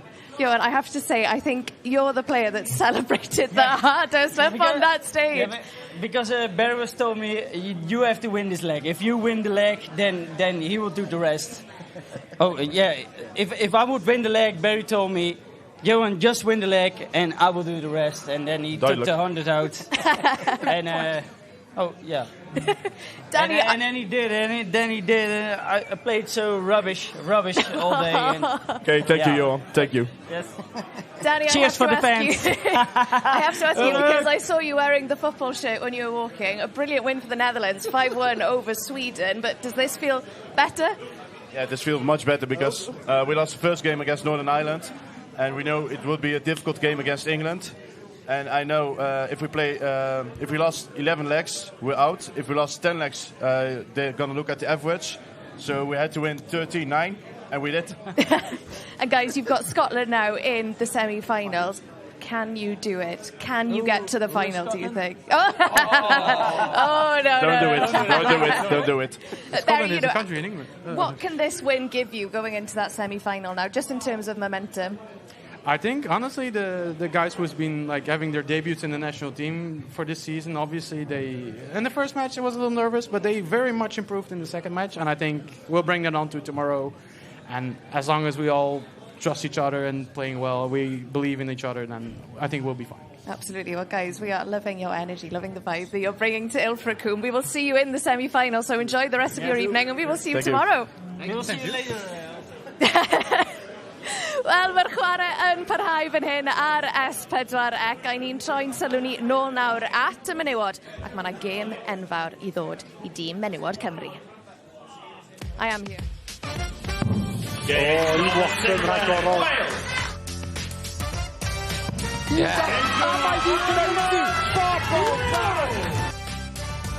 Fi'n credu oedd e'n bwysig iawn i ni ennill y grŵp ddo, a ni'n gwybod nawr taw Iwerddon ni'n erbyn wedyn, a wedyn ni gweld y bechgyn wneud mor dda yn ysbrydoliaeth i ni gyd.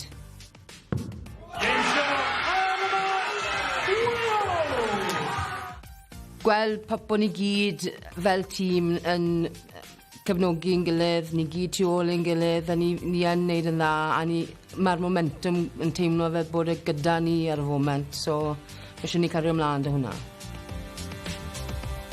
I think Wales are a really strong team, and I think they'll definitely bring out the best in us. So it means a lot. It's my first time playing on the Six Nations team, so it's definitely great for the first year to be going straight into the semis.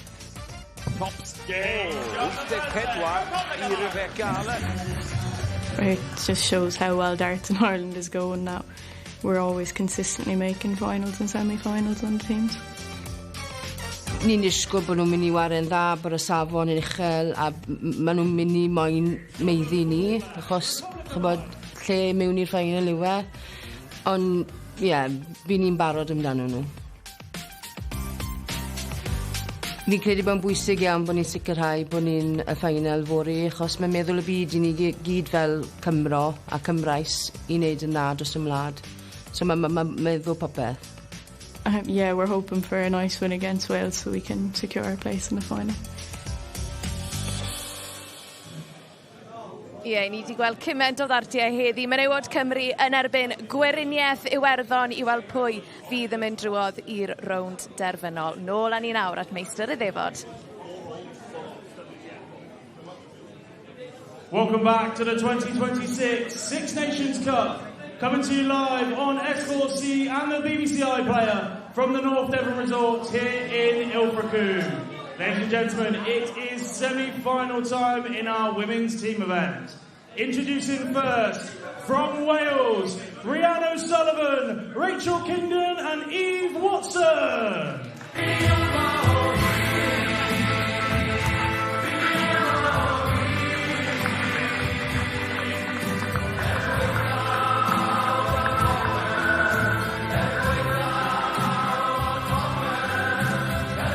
Go then, semi-final time in the Women's Six Nations Cup.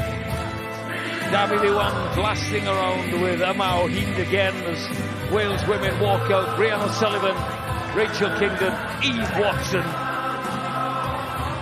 And they will face the Republic of Ireland. What a match we've just seen between England and the Netherlands in the men's competition. What a way to finish the group element, their drama to the very end. And their opponents, it's the Republic of Ireland, Rebecca Allen, Sarah Joyce and Theresa King. And here comes the Republic of Ireland, Rebecca Allen, Theresa King and Sarah Joyce. They finished second in their group. Group 2 behind England, which means they face the winners of Group 1.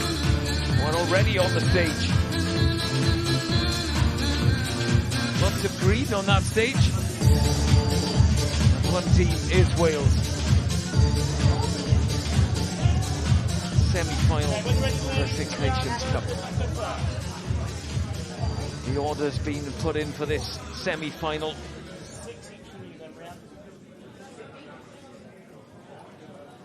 Rhian O'Sullivan against Rebecca Allen. The two players you'd expect to see going head-to-head first up in this semi-final. Yeah, it's important to get off to a good start in the ladies. It's such a short format, so you have to start strong. Put your most experienced and probably your best averaging player on first and go toe-to-toe with the opposition with theirs and try and set the tone of the match very early. That's the scenario here. Game on! Rebecca Allen beat Dieter Hedman OBE in the first leg of the previous contest. 100! Rhian O'Sullivan starts with a ton.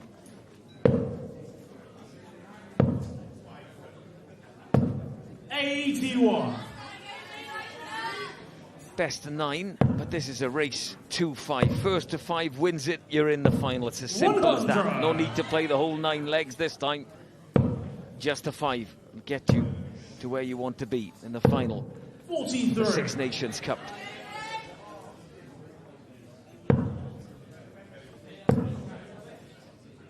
O'Sullivan fills it up for a turn 80. She's going to turn the turn 80.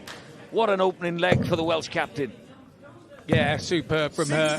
Really is setting the tone for her team. She's effectively saying, I'm going to get my point. You two better come with me. I think it's been quite evident this week that Rhian O'Sullivan really wants to win this cup. She wants it back. England stole it last year at Merthyr. As O'Sullivan misses a shot. That double 16. England stole it. Like a typical Welshman, that is. You wouldn't expect anything else from me. No, I wouldn't. There is double 8 for Rhian O'Sullivan. Wales lead 1-0 in this semi-final. This is rapid fire stuff, especially when Rhian O'Sullivan and Rebecca Allen on the stage. Two high-tempo players. And from the Republic of Ireland, Sarah Joyce.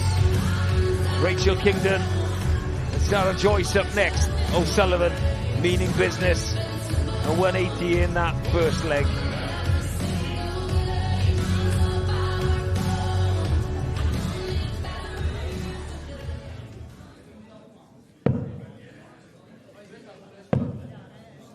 Sarah Joyce, she was unbeaten against Northern Ireland. A different story completely against England. Didn't win a leg there. She looked to change things around quite swiftly in the semi-final.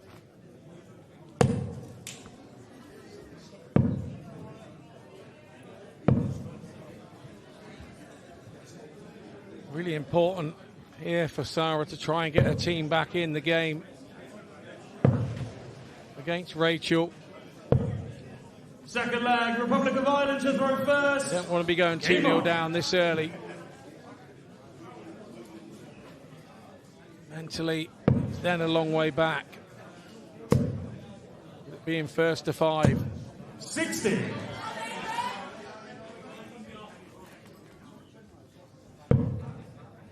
Be in the knockout stages. The minute we get to 5, the game is over now. 100. Short format, fast and furious, as it's been all weekend in Ilfracombe. 60. Steady once again from Joyce. Pretty unique style of Rachel Kingdon. 45. Out, then in.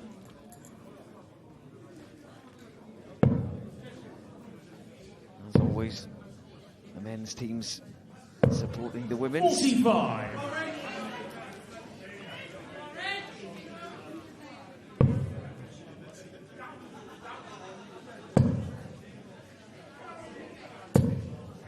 $26. Kingdon started well. She's gone 45-26. And Joyce is getting better. 70. Yeah, that offers hope to your opponent, doesn't it? Particularly in these early games. You know she's a big scorer, Rachel. 100.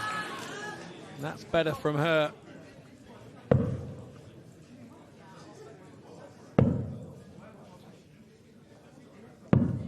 $45.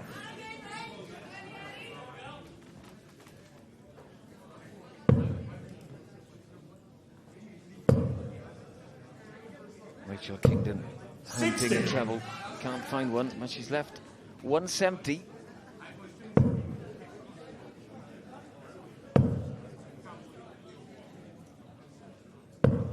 $41.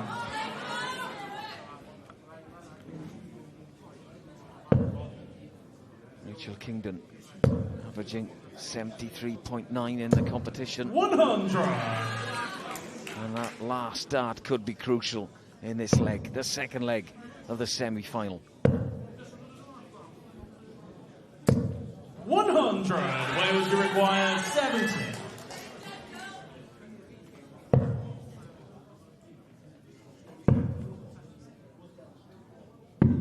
$30. Republic of Ireland, you require 80. It's a dart. It's Joyce. It's 2 straight 20s. Got to go 15 ball here, surely. Bullseye then for Joyce to level it up. 50. It's a 20, so she does Wales, make herself require double 15, 40. but will she be back? Rachel on tops. Rachel on tops hits it. Wales. Well, take an early lead here, 2-0. Clamping their authority on the match early doors. Really nice finish there from Rachel Kingdon. Football terms, that was top corner and a penalty shooter. Absolutely love that. Love that. He's happy as she walks back, and also take the pressure off of Eve Watson coming up with it. This is what happens with the team game. Yes, it's just one leg. To anybody, you've just got to be one dart better in that one leg and believe that you can be one dart better than your opponent. Then when you are, make life easier for the person coming up behind you to go and get theirs. Eve Watson would have loved seeing Rachel hit that tops. Certainly makes a difference. As a captain, Scott, is all the talking done now when you get to the semi-final, or you're still communicating with players as they come back and forth from the hockey? You're still communicating, but now we get into the semi-finals and stuff. There's an element of, you know, everybody's had a couple of games now. You know what's going on, and you expect them to not. You've got to look after yourself as well as a skipper. Correct. You've got to at this stage make sure that you don't foul up yourself and stop the team as well, and all of a sudden you become a burden to the team. So, as captain, yeah, it's a kind of it's a nice nod to each other and say, you know what you got to do. I know why you're here. You know why you're here. 80. It's now time for you to believe in you. This is the knockout stages. You know, floor show. This is the big show now. Time to shine. Big show indeed. 11. Semi-final in the Women's Six Nations Cup. Wales against the Republic of Ireland. Eve Watson against Theresa King. 140.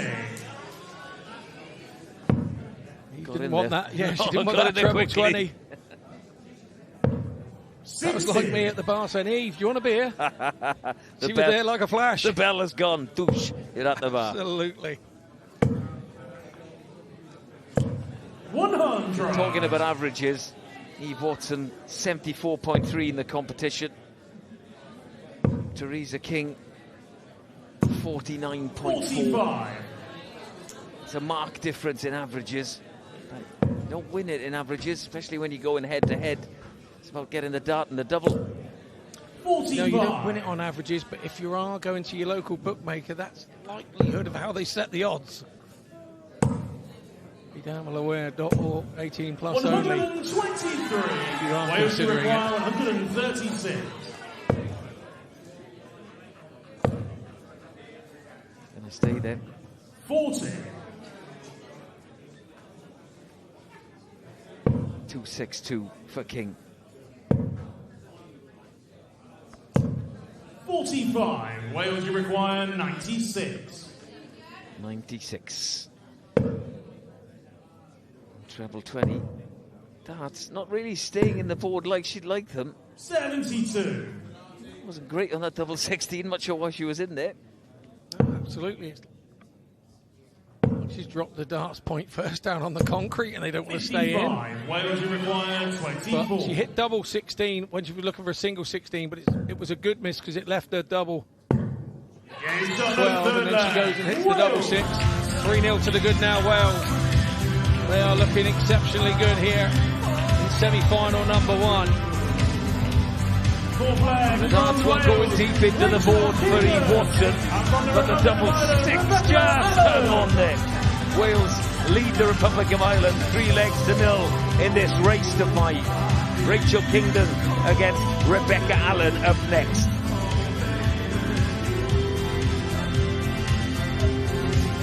If the Republic are going to find a way back into this match, Rebecca Allen needs to win.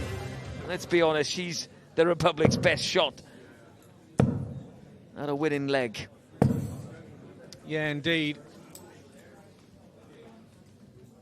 She picked up a couple of points against England, didn't she? The group stages, did Rebecca Allen, showing her class, beating Dita Hedman, the current world champion. So we know that she's got it in her, and she's got a bright future at this game. And Republic of Ireland ladies really do have a bright future. 121. Some good ladies, Kate Sheldon and Robin Byrne have been leading the line for them.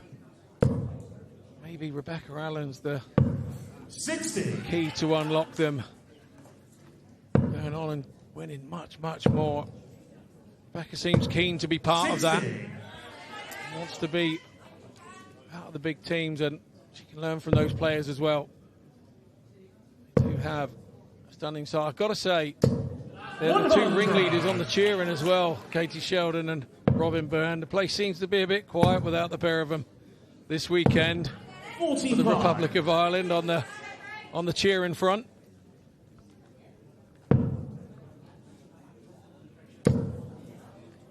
Could do with a treble. 60.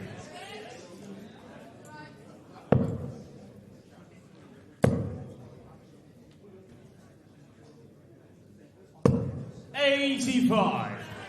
Treble on the last dart for Rebecca Allen. Treble on the first for Rachel Kingdon. 80. Bit of Robin Hood there, and we're nowhere near Nottingham. Might need a bit of repairs there as well. 40.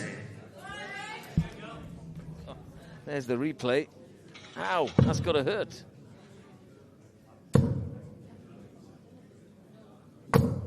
60. Republic of Ireland, you require 150. I think she has done running repairs there. Quick glance at the scoreboard. 80. Wales, you require 141. Again on this board change, of course. Some of the darts not stayed in there. If I do ever have that happen to me, I'm a bit tight. I only change one flight at a time. I don't change the full set. Republic of I only Ireland, change the broken one. 70. It's a farmer in me.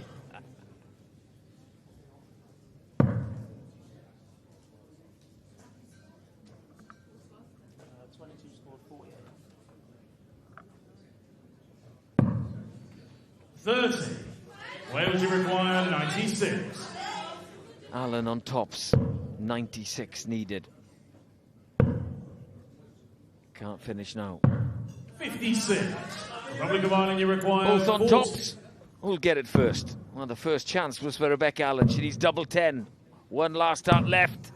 Finds the target. Republic of Ireland. Gets the Republic of Ireland on the board. 3-1 to Wales. This leg from Wales, Eve Watson. And from the Republic of Ireland, Sarah Joyce. As you just heard, Eve Watson and Sarah Joyce coming onto the stage for this 5th leg.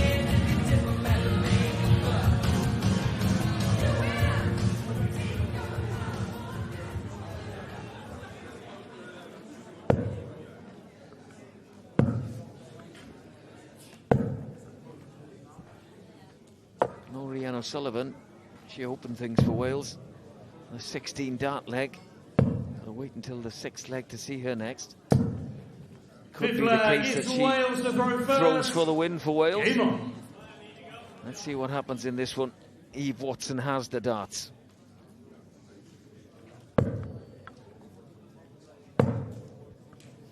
Those darts do not like this board. 96. Don't seem to at the moment, do they?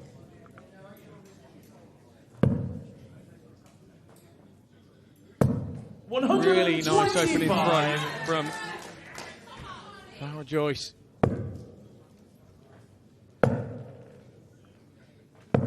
96. Took a risk there, staying down on 19s.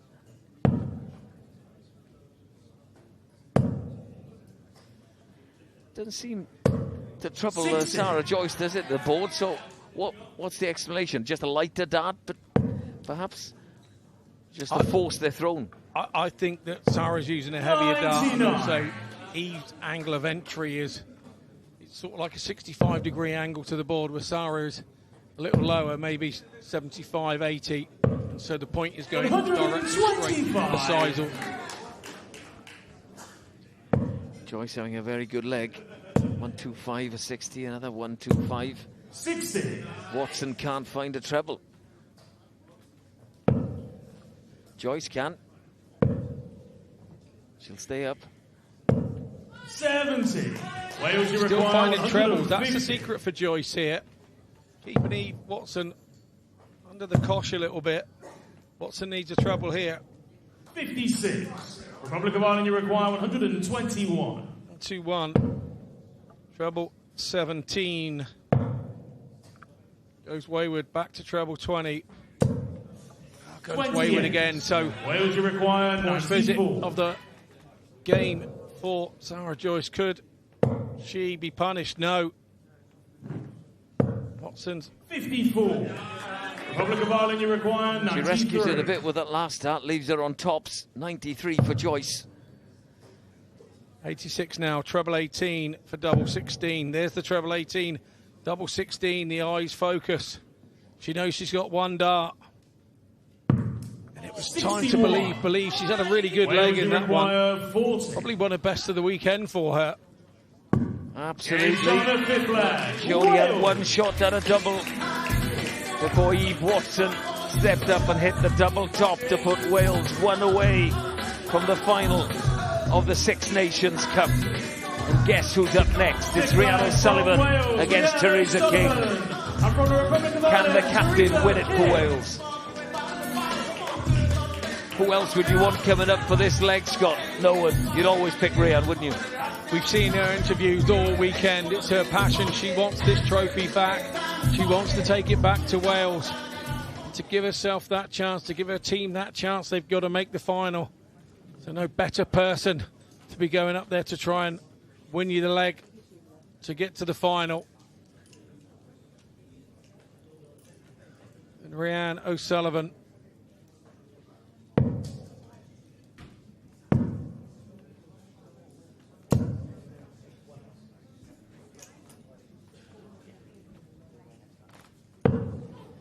Just the 3 darts to warm up for this leg Sinclair that gets could the put Republic of Wales Ireland to throw into the first. final. Game on. King has the darts.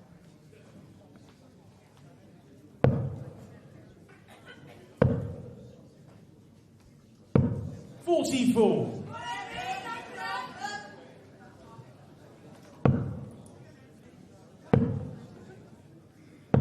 $81.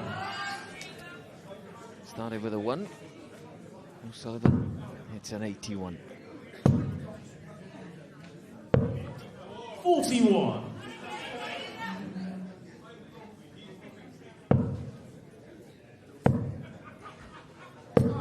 $100. More like Rhiannon O'Sullivan.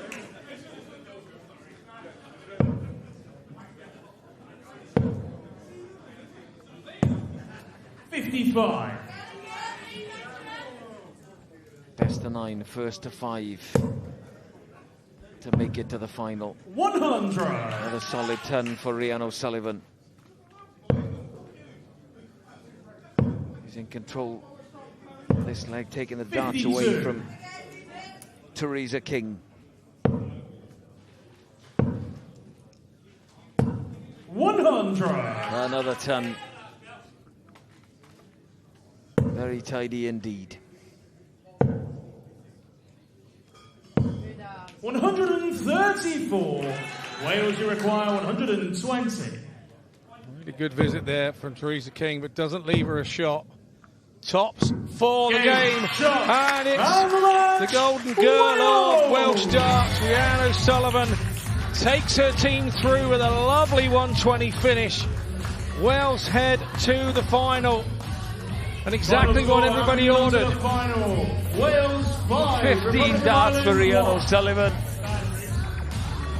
What a way to finish. What a way to put her team into the final with the Shanghai. A 120 double top. And the girls, all of the Welsh team, are going to make their way over to have a chat with Sioned. See what they all have to say. We'll have to wait and see who they face. Will it be England? Will it be Scotland? We'll wait and see. A mae pawb yn wein o glist i glist fan hyn. Merched Sion gyfrchiadau enfawr. Rhian, fi'n cofio fi a ti'n trafod o'r amser un llynedd. Hwn oedd y rownd ble nathoch chi golli. Faint mae fe'n golygu bod chi wedi llwyddo i mynd un cam ymhellach a bod chi yn y rownd derfynol? Wel na, mae hwn yn meddwl y byd a ni'n... Wel, ni'n mwy na chyfft i mynd i'r ffeinal nawr, so... Cymru... Eve, talk me through that performance. It seemed pretty comfortable. It seemed like you were in control. Is that how it felt up there? Yeah, it was. I don't know. We had a nice break coming into this evening, and you know we hadn't had a long day like we did yesterday. So yeah, it just felt like it was a new, fresh game, and yeah, and it showed. And well done to all of us. It was absolutely fantastic. Really absolutely, and we can see Rhian's winning dart there, and just the reaction again. Once again, saying the whole thing. Eve, you know, just a word on Rhian as the captain, and just how much of a key part she is to this team. I mean, she's the key to the team. She keeps us going in the back room. She makes sure that we're all okay, and then she leads from the front. You know, if Rhian's doing well, we all know we're all doing well. And if Rhian's not doing well, then we know we need to do better, because we got to hold her up there. So yeah, she's a class captain. Absolutely. And Rachel, just in general, it feels like Wales are having a brilliant weekend in terms of the women, the men. Obviously, we've got Rhian and Dai also in the singles doing ever so well. It just seems like you're all enjoying this weekend, aren't you? Yeah. Just enjoying it. I'm so thankful for these two girls, I tell you. I'm so thankful. And the men have done fantastic. Yeah. Fought all the way as well. Absolutely fantastic. Both teams, brilliant. Absolutely. We have loved watching you so far. And of course, we're about to find out who you'll be facing in the final. Rhian, pwy chi ffansio yr Alban neu Lloegr?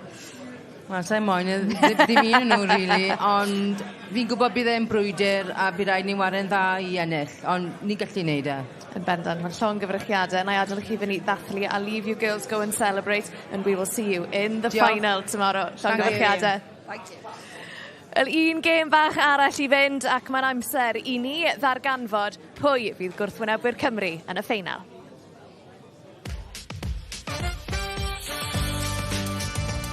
The semi-final against Scotland, I think it could be 50-50. Because on paper, most people will think England should win. But as you can see, it doesn't always go like that to plan. England always plays well. A lot of the times they save all their best darts for against us. So I'm not expecting anything less than what they normally do. But hopefully we can give them a game. Me personally, I don't really worry about whether I'm favourite or not. I just go in there and hope to play well. And obviously I'm always disappointed if I don't play. I don't mind being beaten while I play well, but it's when I don't, then I just felt like I've let the side down. We've been in a few finals, so yeah, we're more than capable of getting there. It'd be nice to get there again and have another go at it. I think we're well overdue a win, so yeah, you never know. If we get through to the final, it would mean everything, because we're the oldest of it. So whenever you win anything, you kind of want to get to the final again to put up a fight. At least you put up a fight to try and defend it. So that's what we will be looking to do. Fingers crossed, because it's a long day. Dyma ni te pwy fydd gwrthwynebwyr Cymru yn y rownd derfynol. Dyfa Lloegr neu'r Alban. Nôl a ni nawr at meistr y ddefod. Welcome back to the 2026 Six Nations Cup. Coming to you live on S4C and the BBC iPlayer from the North Devon Resort in Ilfracombe. Time now for our second women's semi-final. Introducing first, England, Paige Paulin, Laura Turner and Dita Hedman, OBE. So the defending champions England are looking to make it through to yet another final. They won this trophy on no fewer than 9 occasions in the past. In fact, in the Women's Six Nations tournament, only 3 nations ever have won the title. England, the Republic of Ireland, and the side they hope to be facing in the final in Wales. Pauling, Turner and Hedman have been an English dream team so far this weekend. They'll be hoping to take it all the way to the final match of the weekend. Dita Hedman skippering the side and leading from the front. Paige Paulin and Laura Turner have played their part. Team England enter the stage for the second semi-final. And their opponents, Scotland. Lorraine Hyde, Susanna McGimpsey and Sophie McKinley. Well, Scotland go into this game as outsiders, that there's no doubt. But what you do have from Lorraine Hyde and Sophie McKinley is an X-factor about them. Lorraine Hyde, off the back of the best year of her career so far, picking up the WDF World Masters title in Budapest last October. Sophie McKinley is a former Lakeside runner-up.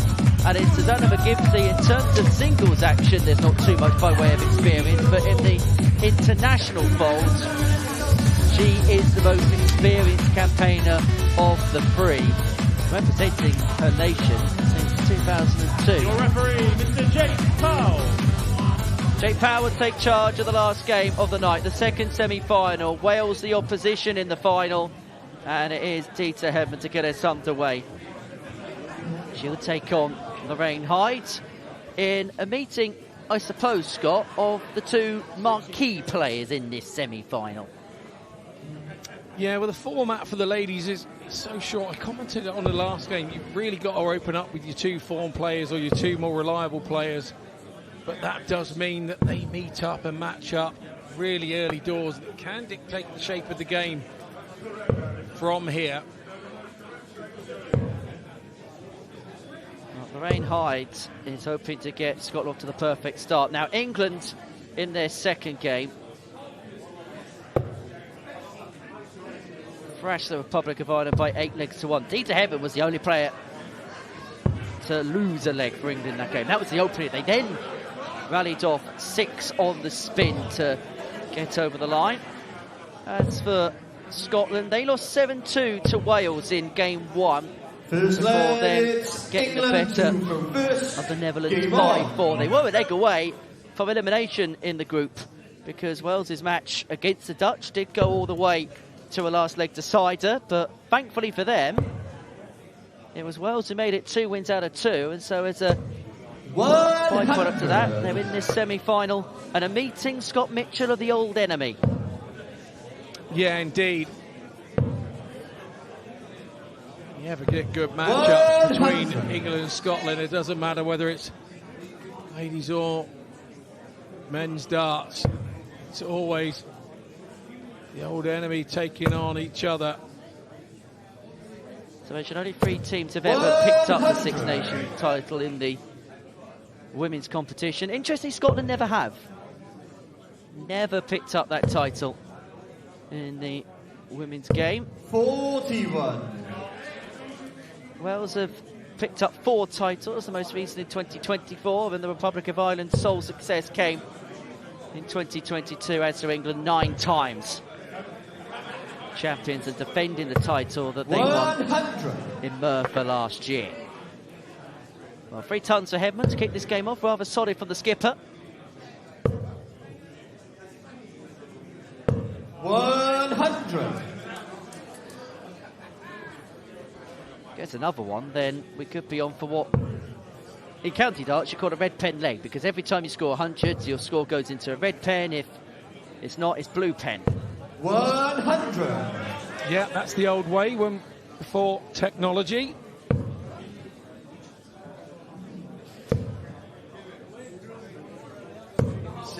Well, England, you the require venue 101. is packed for this last game of the evening. Everybody wanting to watch this semi-final meeting between two historic nations in this sport. Edmund looking to strike first. Cannot take out the 101. 43. Will return for 58. Lorraine looking to get at least a treble to give herself a poke at a ton. 85. England, you require 58.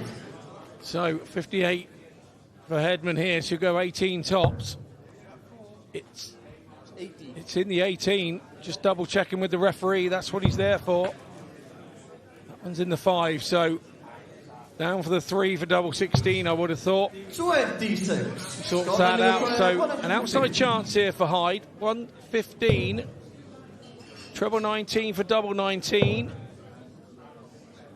88, so she'll go back up to the treble 20. 47. Start there handy, just sliding it up, didn't quite go away. So Hedman back for 32.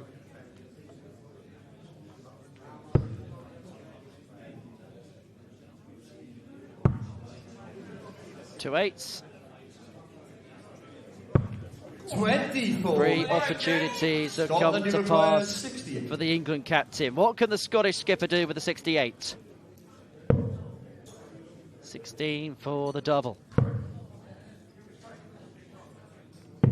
36. Both players have missed an opportunity to win this opening leg. 8.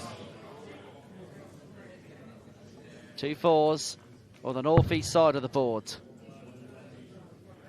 Now down to the southeast and double 2. But eventually Dieter Hedman gets that first chalk on the board for England. Hard work in the end after a solid scoring start. But Dieter Hedman does get England up and running. So Paige Pauling and Susanna McGimsey second up to the hockey.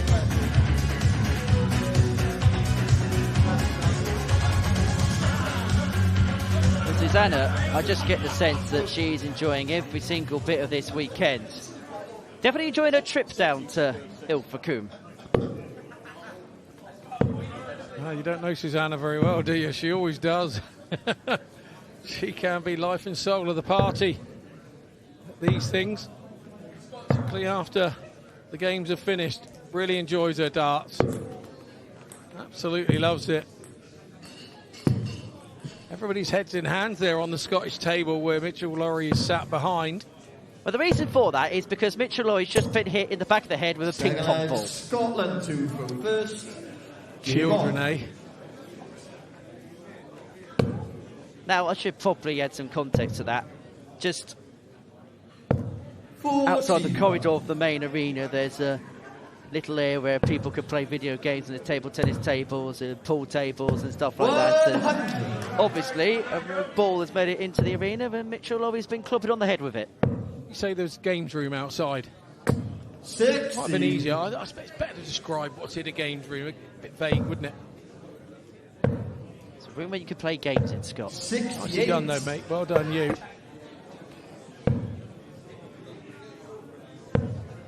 However, it's no fun and games at this stage. 40. The place in the final and a meeting with Wales awaits the winner of this contest. 59.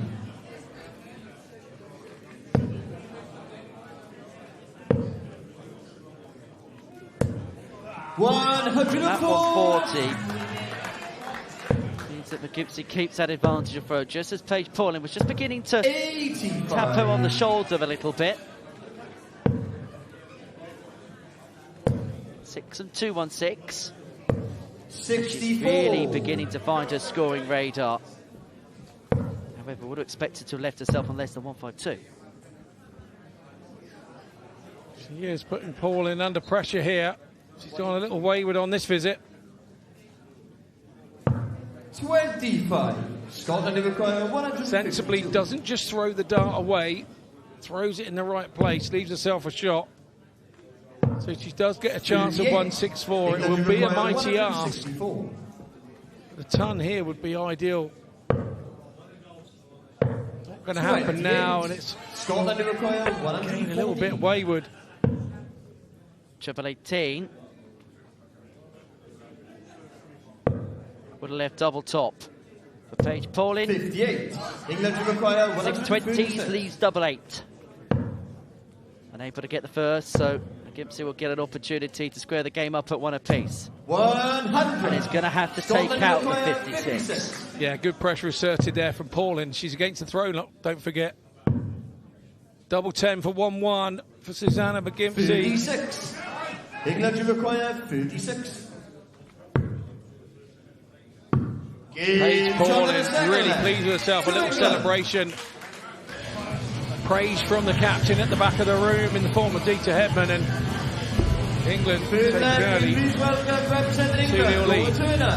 You can see the disappointment on the face of Susanna there, because she knows that she put herself in a position to level the game up at 1 apiece. And all of a sudden England 2-0 to the good. And if Laura Turner wins this one against Sophie McKinley, this semi-final could be over very, very quickly. For Laura, her 2 points in the double banker in the previous game against the Republic of Ireland sealed the win and plotted the path towards the comprehensiveness of it.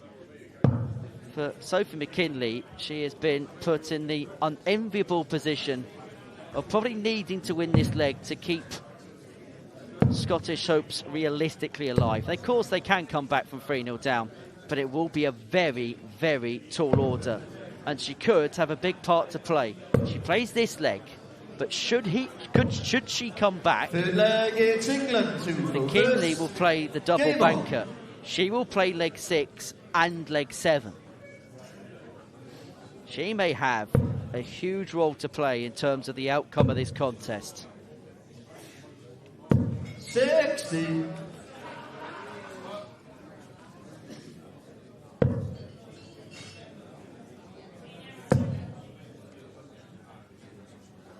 As for Laura Turner, we've seen her on the stage, we've seen her reactions at the back of the stage, that she's been through the emotional mill so far tonight. We've seen the nerves, the anxiety, and then we've seen those like shades of relief. 140.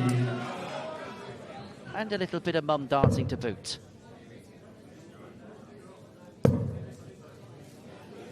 Well, this the starts, the flows, the actions. Laura, the straight 90-degree angle. She looks up her elbow. 60.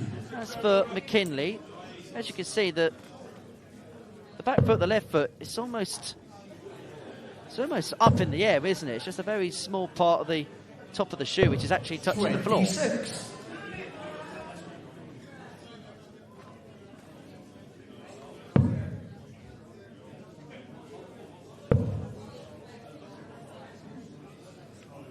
$60.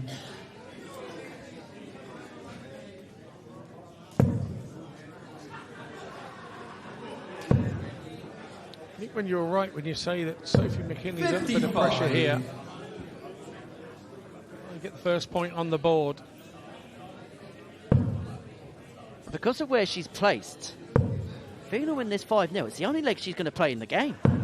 41.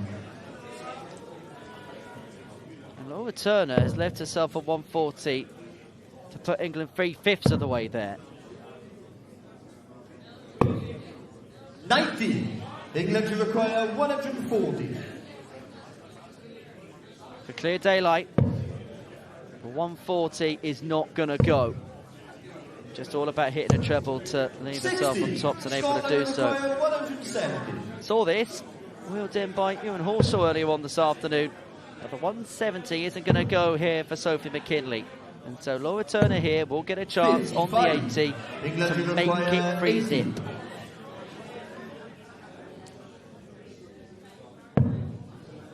Two in hand, a double 10. Double 5. 3-0 England. And all of a sudden they are 2 away from a meeting against Wales in the final of the 2026 Six Nations. Number 4. Please welcome representing England. Nice little finger point on the end of it there as well.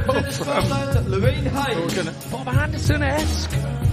From back in the day, those that were watching darts in the 80s.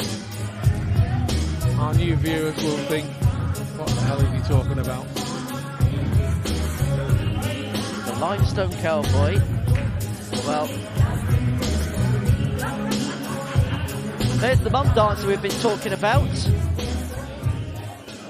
I hope that we keep that particular edit for the next time she's in the S4C commentary box. Actually, I'm friends with her sister as well, and I saw her doing a bit of mum dancing 6 days ago at the county match as well. Tara, hope you're watching. I did see that little bit of video in your walk-on 6 days ago. So England 3, Scotland 0. Paige Pauling looking to make it 4-zip. Lorraine Hyde looking to get the first chalk on the board for Scotland. 41.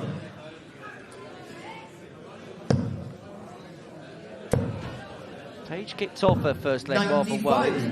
A little bit in and out, which has kind of been the story of her weekend so far, I think it's fair to say. The good stuff's been good, but maybe just a few creases maybe to iron out for Paige. 24.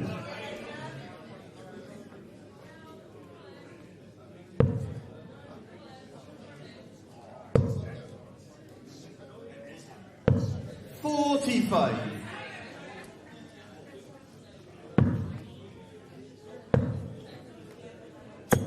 $100.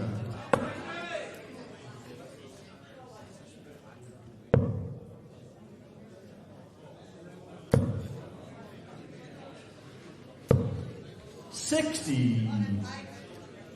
Well, that 60 means that Paige has an opportunity here to really overturn the throw. 60. It's up there, she would have been in charge of that leg. ID, you saying still needs a treble. Definitely needs one, probably two.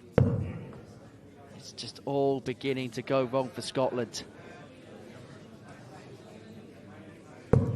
30. And Pauling must be sensing opportunity. England must be smelling blood. Yeah, absolutely. 85. Pauling finds 85 there. Kind of turned the throw as well. 22. England require 137. Well, the 137 isn't going to go for Paige, although there was no necessity for it to be got this time because Hyde's all the way back on 203.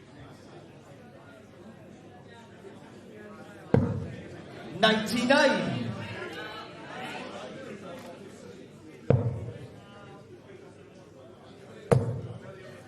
Unusual for Lorraine Hyde to 57.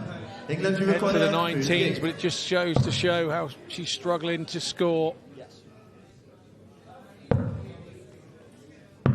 Double 10 now. She tried to split initially, missed the big numbers, I had to spur one, still gave herself a poke at double 10, got the double 10, and England are 4-0 up.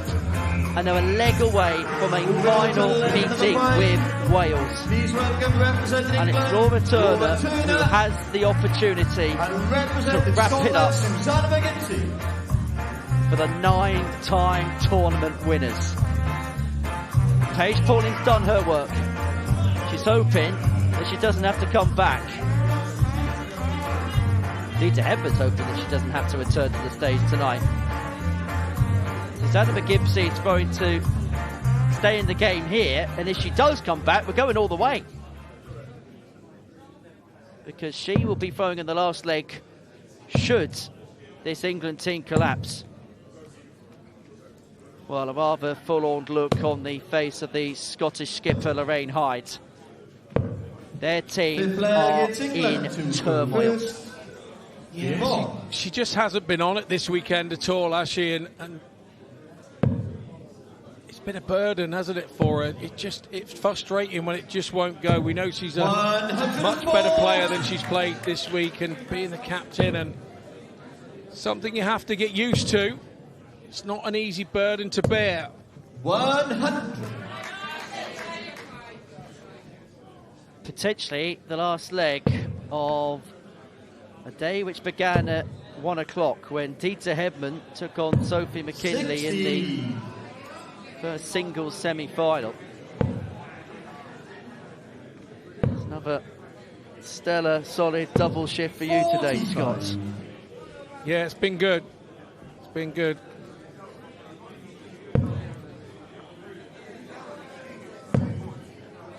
Another one lead to finish. 100. They're in a very strong position to see it out to 0. And it would mean that tonight England would have got 13 legs with a concession of just 1. They beat Ireland 8-1 in their final group game at the beginning of the night, and it looks like they're on the cusp of winning this one 5-0. 30. It's a really comprehensive way to get through should they achieve the 5-0 going into the final. 41. You have to say, Wales went through in a very similar fashion. 5-1. So it would set us up for, would be a brilliant final tomorrow. Yes, that'll be live here on S4C. 45. We're going to be with you from 2 o'clock in the afternoon on the main channel.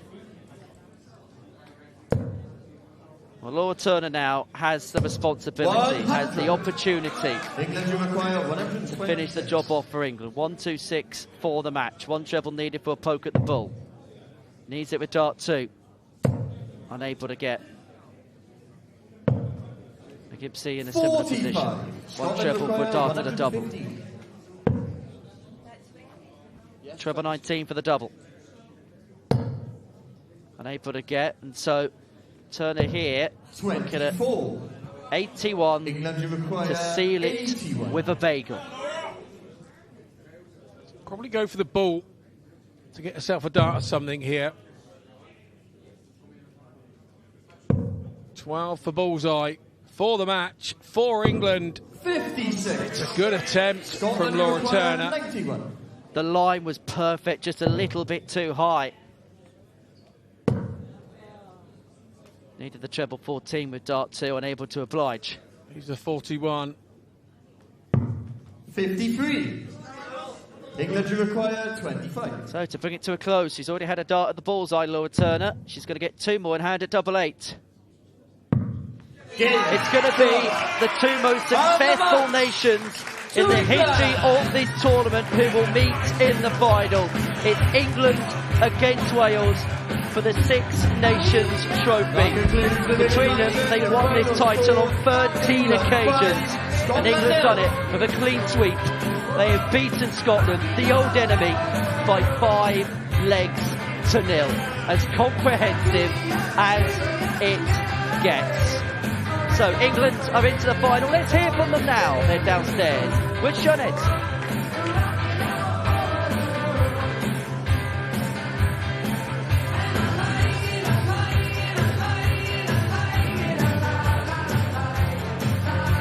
Diolch, Rees. Yeah, smiles and high fives all around. Laura, you've booked yourselves a place in the final. Once again, you said you were here to defend that title. 1 more game to go now. I know, amazing, absolutely amazing. And to play a team like Scotland, we know the quality that they've got. So to get past them and get past them 5-0, I mean, amazing. This team is brilliant. Yeah, Paige, tell me a little bit about what it's like playing with these 2 brilliant players. You know, how much do you enjoy being a part of this team? Yeah, it's absolutely brilliant. You know, they're so experienced, and you know, I think I've got a bit of experience on my side as well. Not quite as much as them, but I've got a bit. Are you saying we're old? No. Dita, you've had, we've seen you have 2 really convincing wins against the Republic of Ireland, against Scotland. Now it feels like you've got really, really good momentum at the moment. It takes a little while to warm up, doesn't it? It's a long weekend. It's a long weekend. I've been here since 10 o'clock. And I said to Laura just now, I don't want to go back on that stage. I've just about had enough. Brilliant. Well, Giles, you've got Wales waiting for you in the final tomorrow. It's going to be a big, big day. It's going to be a busy day. Just a note on this Welsh team, what are you expecting and what do you need to do to beat them? Look, we know what to expect from Wales. You've got Eve, you've got Rhiannon, you've obviously got Rachel as well. I mean, the three of them, they're very solid. They're very good players. But we managed to do it last year. Yes, so I'm hoping we can do it again this year. No, they're three solid players, as Laura said. And all we can do is go out there and do the best we can on the day. Absolutely. Well, and girls, hopefully we throw the last dart. Let's see what happens. All will be revealed tomorrow. Well, girls, enjoy the rest of the evening and we will see you in that final tomorrow. Well done. Congratulations. Cheers, darling. A dyna ni di cyrraedd diwedd diwrnod hynod o brysur o ddartiau yma ar S4C a dyma cadarnhad o beth I ddisgwyl fori. Felly ni'n dechrau gyda rownd gyn derfynol tîmoedd y dynion pa fydd Cymru yn wynebu Lloegr a wedyn ni am tua hanner awr wedi tri yr Iseldiroedd yn erbyn yr Alban a wedyn ni pencampwriaeth senglau y menywod. Dita Hedman yn erbyn y Gymraes Rhian O'Sullivan a wedyn ni y seren ifanc o'r Alban Mitchell Lawry fydd yn herio y Cymro David Davies. A wedyn ni, fe fydd na fwy nos y fori pencampwriaeth tîmedd y menywod Cymru yn erbyn Lloegr fel o'n i just yn sôn. A wedyn ni, mae pethau'n dechrau machlud arno ni fan hyn yn Ilfracwm. Diolch o galon am eich cwmni chi trwy gydol y diwrnod heddi. Fe byddwn ni nôl yn fyw ar S4C am 2 o'r gloch prynhawn fori. Newn ni weld chi bryd hynny.